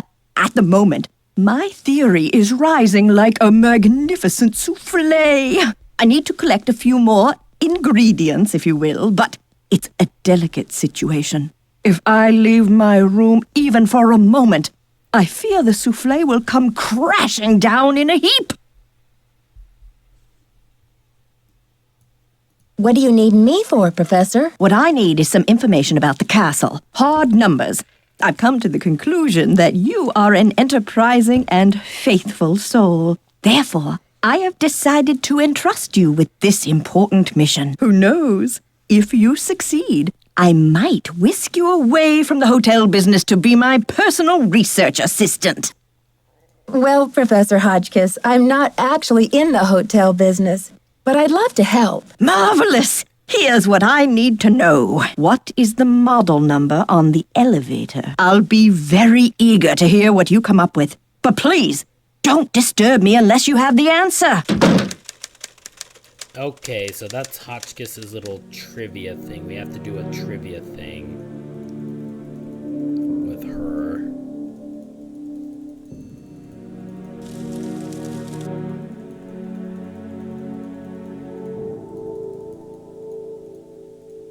It's locked.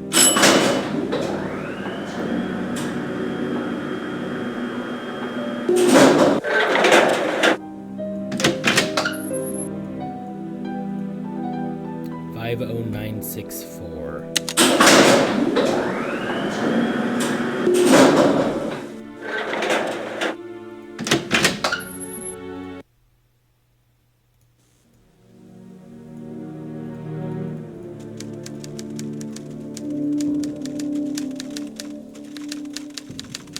Yes, did you find the information I asked you for? Sure did. Good, but I need you to write it down so I don't forget.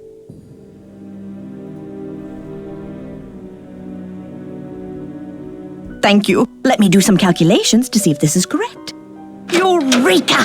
If there's one thing I like in a young person, it's ingenuity. Now, I've got work to do. Time to stir the cauldron and stoke the fire. But if you'd like to talk, I'll be holding office hours in the lobby between 3 and 6 a.m. Meet me then. Between 3 and 6 a.m., so we have a time when we gotta meet Hotchkiss.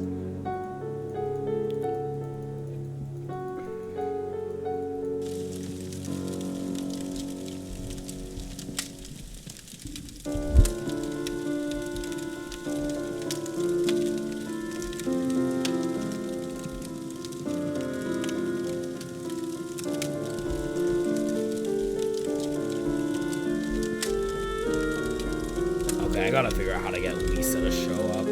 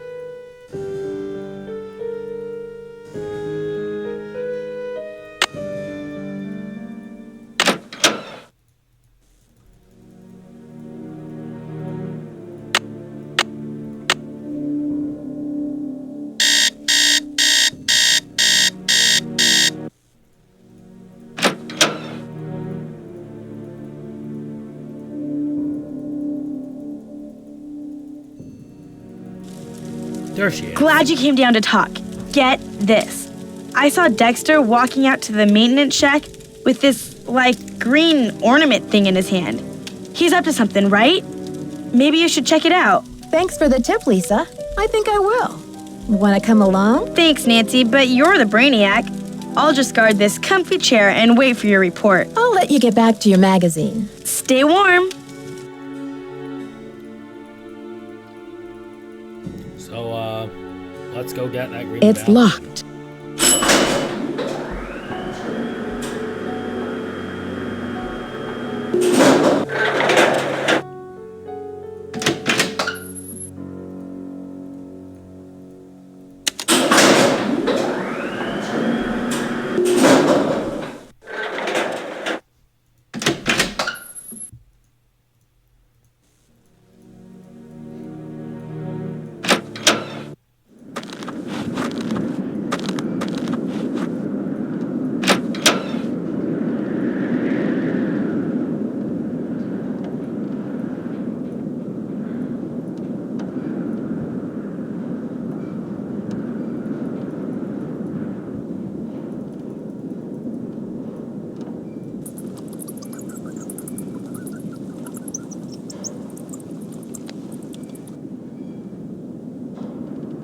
It's freezing out here.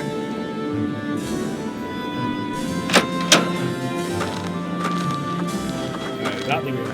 I'm locked out. If I don't get inside soon, I'll freeze to death.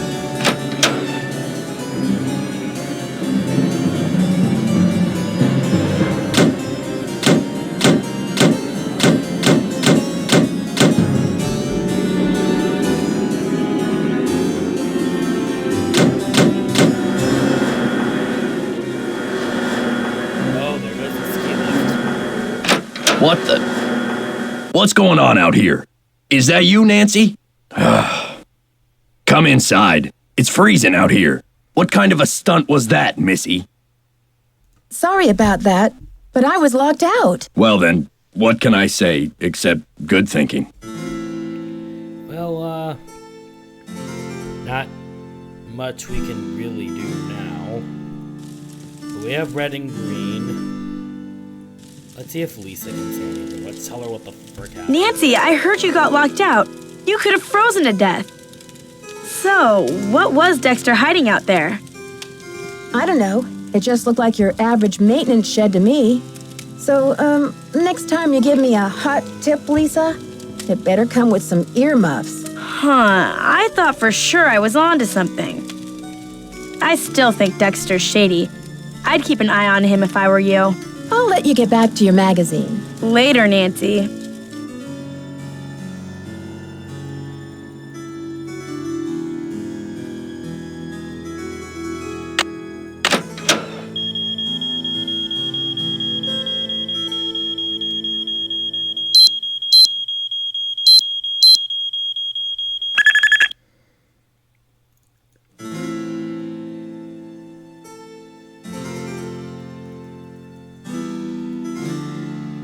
Oh, wait, no, we don't want to go there.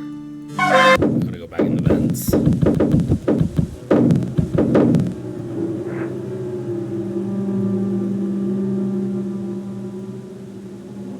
There's something down there.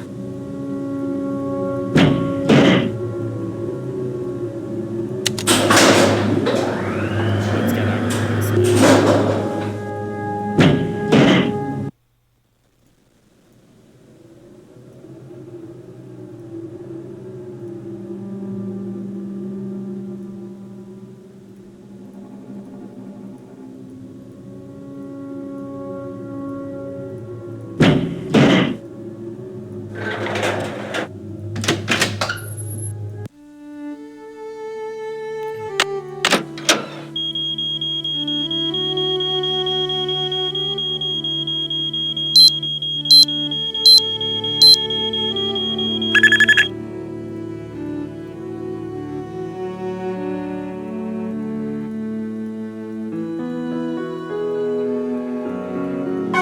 Let's try that again.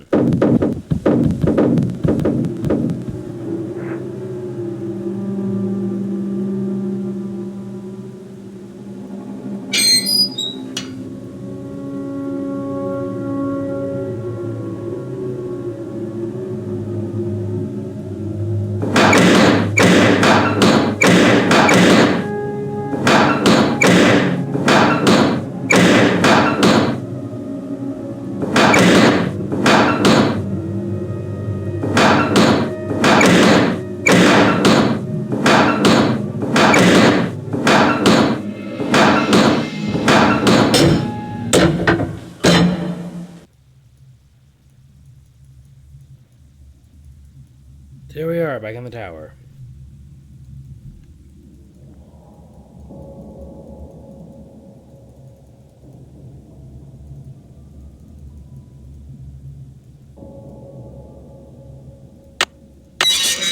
And this time we can get in, but we gotta do a thing here.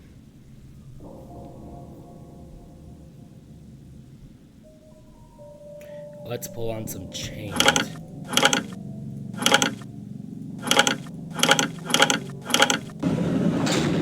And now we have to hop across. That's kind of crazy, though.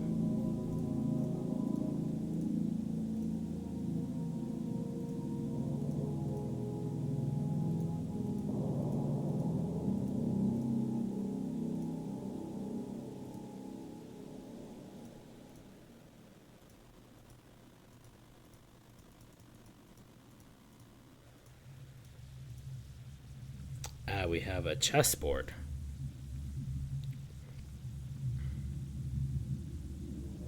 So we gotta get every... So I guess we have to put those coins in those boxes. Here we go.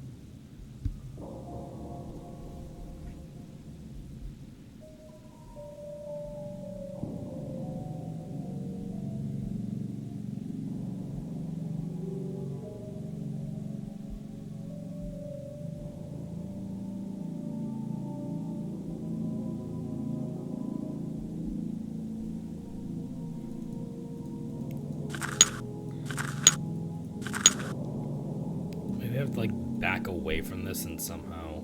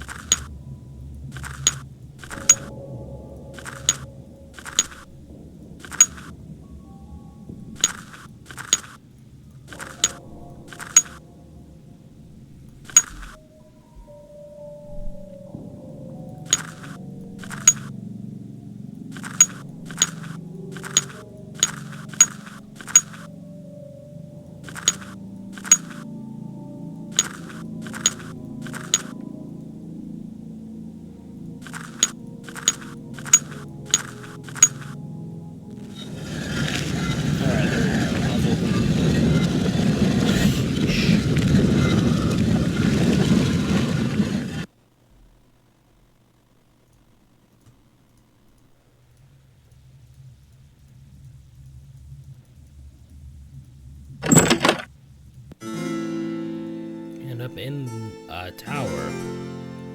Looks like a keyhole of some sorts. Then there's this puzzle, which is basically just a jigsaw puzzle.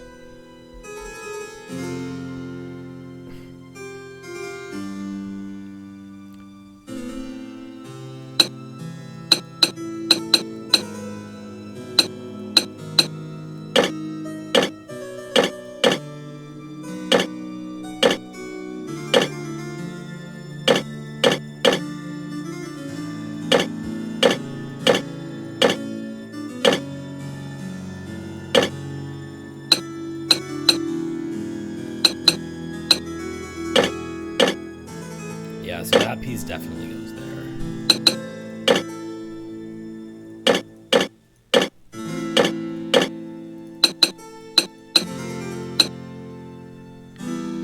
Okay, so that could make sense, and then this is another corner piece for sure.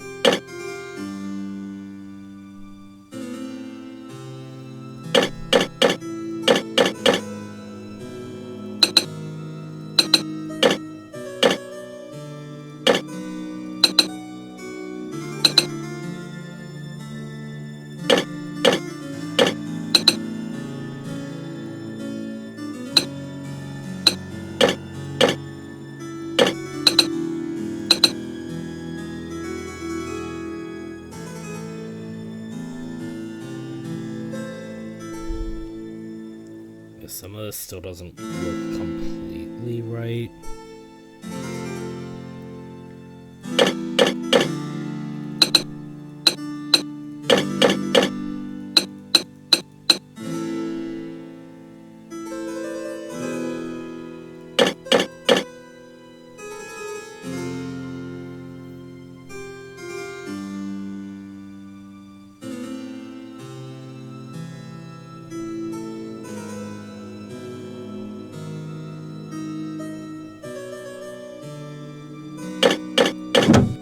Oh, there we go. And we just took the diary itself.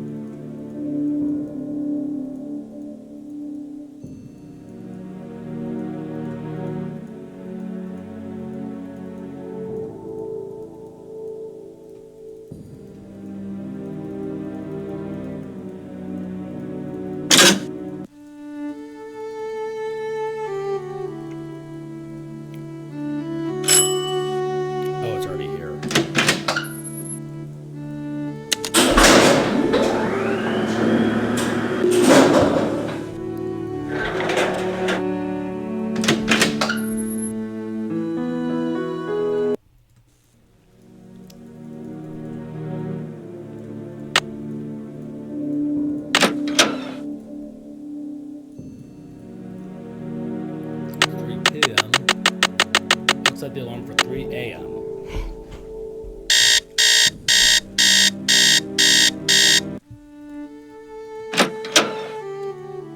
Now it is 3 a.m. and we can go talk to Hotchkiss in the lounge and see what she has to say.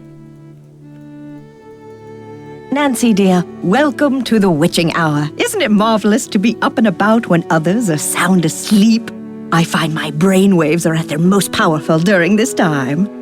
Yes, I happen to do some of my best work in the middle of the night, too. So, tell me, Professor, what is this theory you're working on? Well, you probably know by now that I'm a scholar of French history. My specialty is Marie Antoinette. Oh, poor Marie, the most misunderstood queen of the 18th century. Marie used to visit the very tower that now belongs to this castle. I'm convinced that this place holds evidence that will forever change the way the world views Marie. But the walls have ears, so I'd rather not say any more right now. Oh, if you're really interested, why don't you go up to my room and have a look around yourself? You've been such a great help to me, almost like an apprentice. Oh, I've always wanted an apprentice. Oh, that's all right, Professor. I don't want to invade your privacy. I insist. Your mind is like a ravenous monkey gobbling up every banana in its path. Oh, how can I stand in the way? Here's my extra pass key. I get back to work at 6 a.m. sharp, so just make sure you vacate the premises by 5:59 and put things back where you find them. It's all scientifically organized in there. What did you mean when you said Marie Antoinette was misunderstood? Everyone thought Marie did nothing but spend France's money on jewels and fancy soap for herself, while her people were starving. History books have upheld the myth that she was just a spoiled and heartless brat, but I don't believe it. What do you believe? I believe that she's been the victim of vicious rumors and lazy historians for too long, and that if the real story could be told, people would realize that Marie Antoinette was actually a good woman who wanted to help her people but didn't know how. Do you know anything about a tiara that was given to Marie Antoinette? The infamous tiara, of course. Oh, people thought Marie had this extravagant piece commissioned for herself, and they hated her for it. But really, it was her husband, King Louis XVI, who had it made for her birthday. Oh, she didn't want it. Refused to wear it. And then, a few months before the revolution broke out, the tiara disappeared.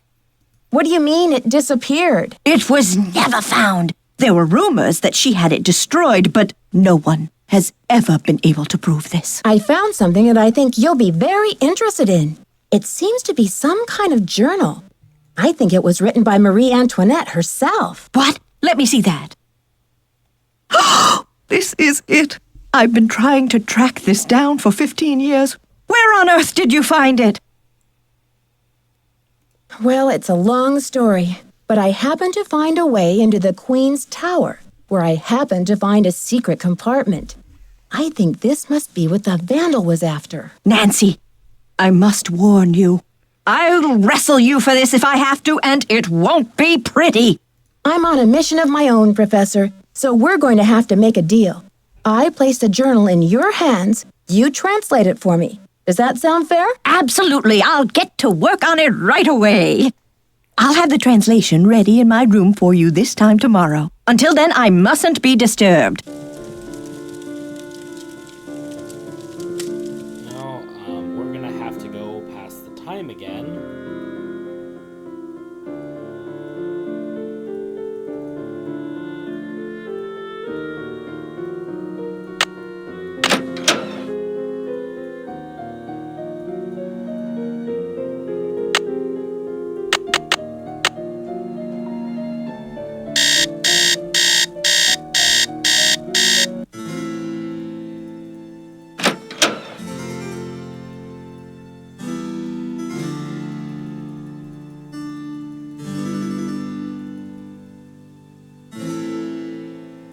Hello, my fellow night owl.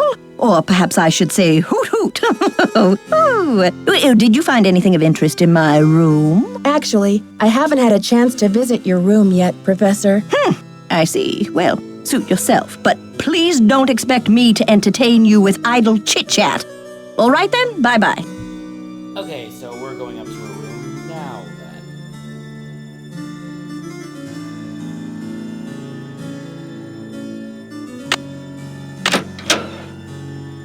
Inside this room, let's go up to... Oh, I see the drumsticks. Born November 2nd, a Scorpio like me. What a coincidence. No wonder she was so passionate. Austrian birth name, Maria Antonia. Married off at 15 and she had to change her name too. She must have been frightened. Oh my god. Okay, King Louis is freaking nasty. Blech. Her favorite color was purple, like me. I wonder if she adored chicken drumsticks. Despite the elaborate hairstyles that were the fashion of the day, Marie preferred to wear her hair loose, unpowdered, and natural. Note, evidence that she was unpretentious. Here is no concrete evidence that she was the one who coldly declared, "Let them eat cake," in response to the news that people were starving. Marie was immature, but not cruel.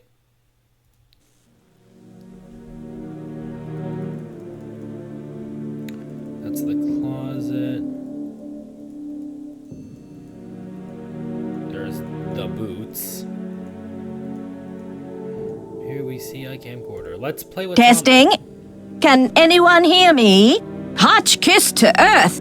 Come in, Earth. Oh, okay. I think we're rolling. Now, let's get a look at these hallways. So rich in detail. You'd never know this place was built in 1920. It's all so 18th C. Oh, and there's Marie. I feel so close to her, just being here. It's as if her spirit is in the air, sweet as the smell of fried chicken. And that's where it dies. We're going to put the battery on the charger because it's right there. And let's go in her trunk. Baroness Helga von Hanseldorf, Bergasse 19, Vienna, Austria. Dr. Beatrice Hoskins, Woodford Castle, Butter Ridge, Wisconsin 45440. Dearest B, marvelous to receive news of your progress. I'm sure you're onto something important with the medallion in the stained glass window, but I think the significance of the medallion must go beyond the message you've seen. I've looked through my family letters, and it seems that when Marie Antoinette gave her niece, Helga I, my great-great-great-aunt, the medallion, she told Helga to keep it safe as part of a great truth, that she hoped would someday help to heal the wounds of France. Helga urged her to explain this great truth, but this was all that Marie would divulge. The truth can seem hard and ugly at first, but eventually its hardness becomes a thing of eternal beauty. B, you must find out the meaning of this. Keep up the good work, old friend. I know you'll be successful. Helga von Hanseldorf.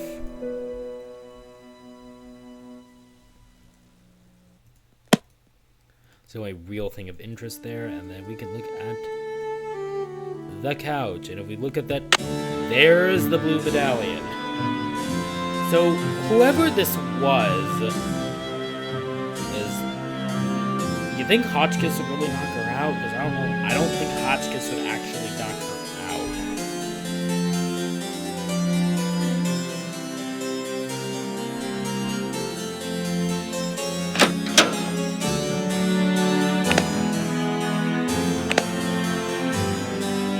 Now that we've actually been in her room, let's try talking to her again. I'm so glad you stopped by. I've translated the entire journal. It's fabulous. And as an added bonus, it includes Marie's official decoder, something no one else has ever found before. I saw a letter on your desk from your friend, the Baroness von Hanseldorf. And I'm just wondering, did the medallion she gave you have a blue stone in it by any chance? Heavens no! Where did you hear such a thing? My medallion had a green stone in it. Anything else would be a mere imposter, a flaming faker, do you hear me? What do you think of Lisa Ostrom? That Leslie, yes, a real dynamo, but... I told Chester that I would not require any maid service during my stay. I don't know why she didn't get the message. See you soon. Goodbye. Alright, so Hotchkiss's medallion is apparently green. Meaning someone planted the blue one on her. Or she could just be saying that to throw off suspicion.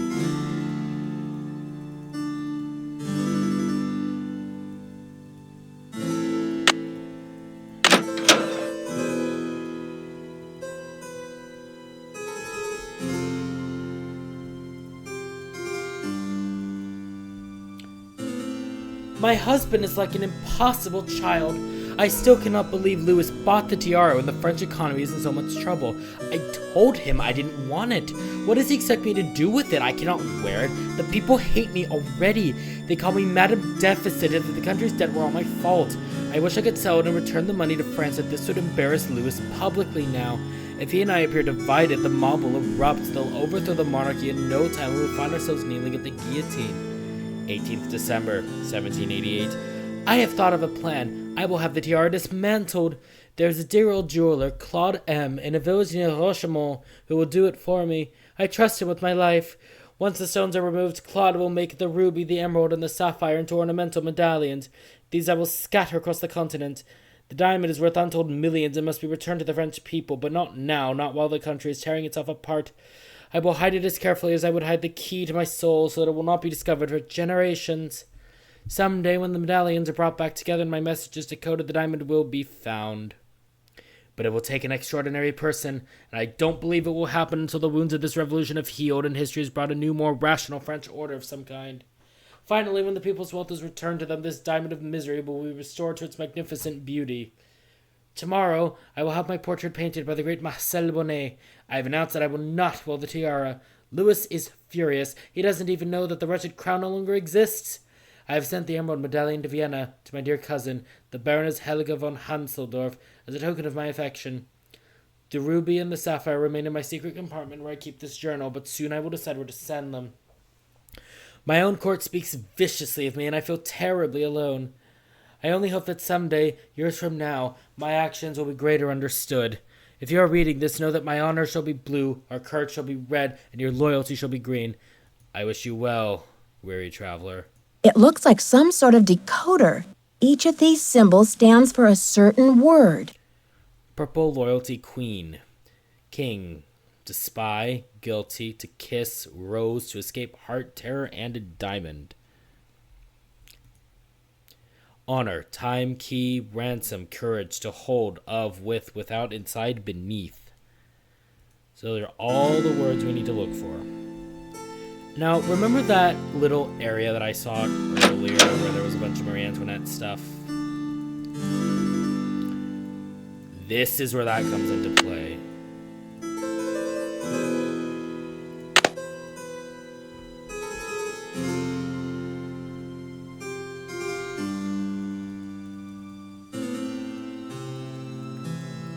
Actually, there might... Will the battery have charged? Well, we can certainly try.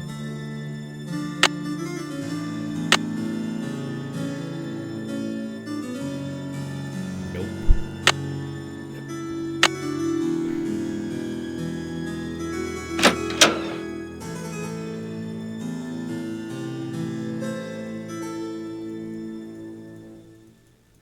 Let's try talking to Hotchkiss again. She's still out there, so...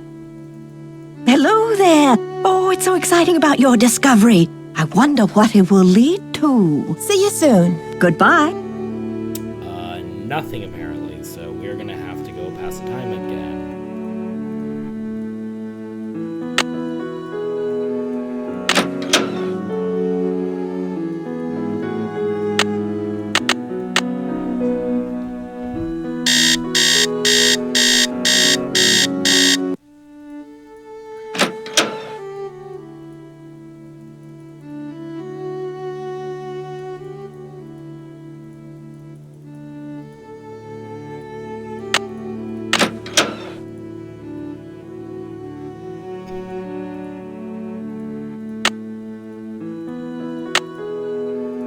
Oh, what's this?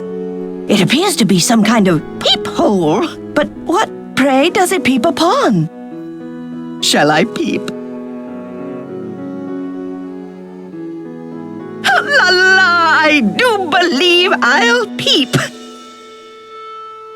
The beauty, the colors. So this is what Helga told me to look for. Where's my medallion? It fits! Note to self, high five Team Hotchkiss. And what's this? A message? Eureka! It says the diamond. And it cuts off.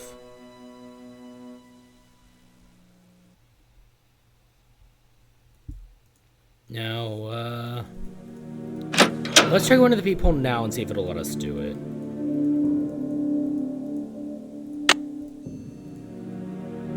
La vérité est toujours l'idée de tout le monde. Vous trouvez la solution dedans the moon, that, and the tear. Well, we have access to the decoder.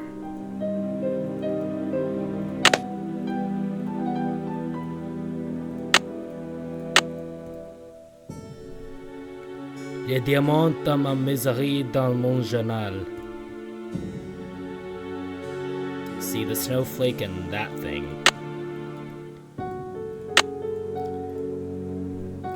L'espoir à ceux qui cherchent. The star and that.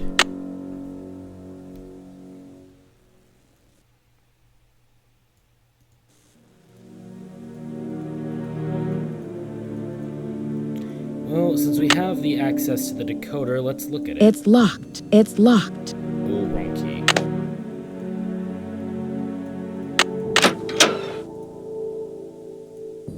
I think I see what the symbols in the stained glass mean now. Let's see. Purple rose, hold diamond, key of queen. But where have I seen a purple rose? And what's a diamond key? Purple rose holds diamond key of queen.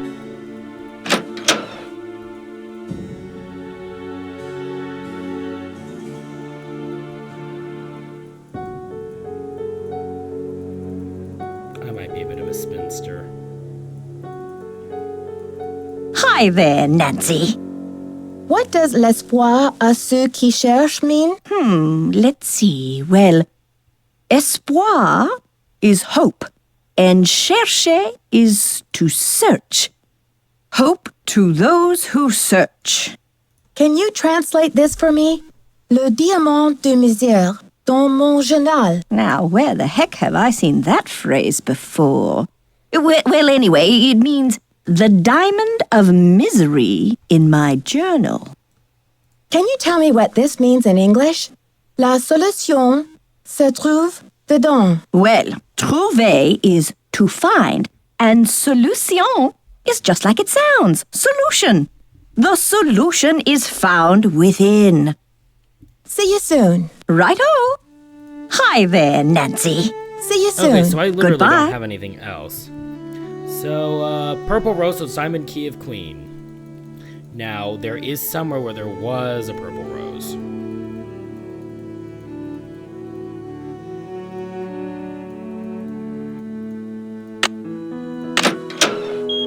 And no, it was not the library.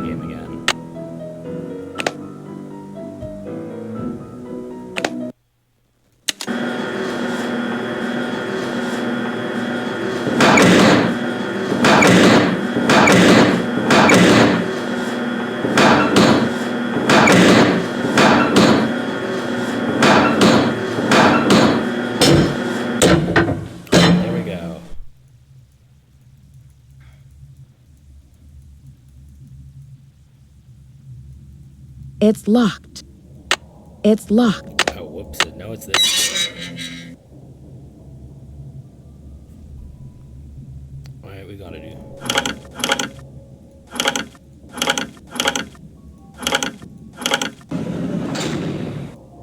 Alright, let's go over. See, do I gotta solve the coin puzzle again?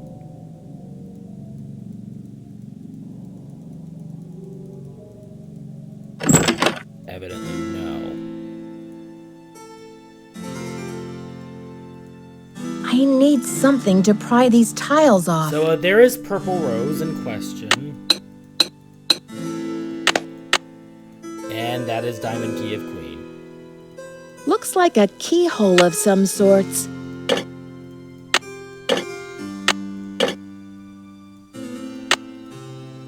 And there we go. We have Le Diamant de Misère. The diamond! Whoa! Will you look at that sparkly rock? And me without my sunglasses. Hi, Lisa. How did you get in here? I followed you, of course. Turns out a nosy, goody-two-shoes detective is good to have around after all. Now, why don't you toss me that big honkin' diamond so I can blow this popsicle stand and never set foot in Lamo, Wisconsin again? Lisa, you must be kidding me. This diamond belongs in a museum in France. Yeah? Well, I belong in the lap of luxury, and that diamond's gonna get me there. Hasn't anybody ever told you to mind your own business? Oh, many times. Well, maybe this time you'll Let learn. me select dialogue at all. My Oh my eyes! gosh! Oh, that face. Don't worry. My spicy devil villain venom Not won't last spicy for devil long. villain venom. But I'm afraid by the time you get your eyes back, you'll have missed my grand exit. So you're the one who trapped me in the elevator. Ooh, you are a smarty pants. But let's not forget about your little frostbite incident. I'm the rotten friend who locked you outside too, you know. Just trying to keep you on your toes, Nancy. Didn't want you to get soft on your vacation. Are you the one who conked me on the head in the locker room? Ouch. I bet that hurt. But I had to get the medallion somehow, didn't I? I hope we can still be friends. Why did you leave Jacques' medallion at Hotchkiss's room? And Hotchkiss's medallion out in the shed? To spread suspicion around, of course. You know, to play with your mind. Plus, I was at a dead end. I got the 2 messages from the stained glass window, but then what? I knew you would figure it out, so I decided to put the medallions in your hands and let you lead the way. Why are you doing this? Haven't you heard? It's a material world, sister, and I am a material girl.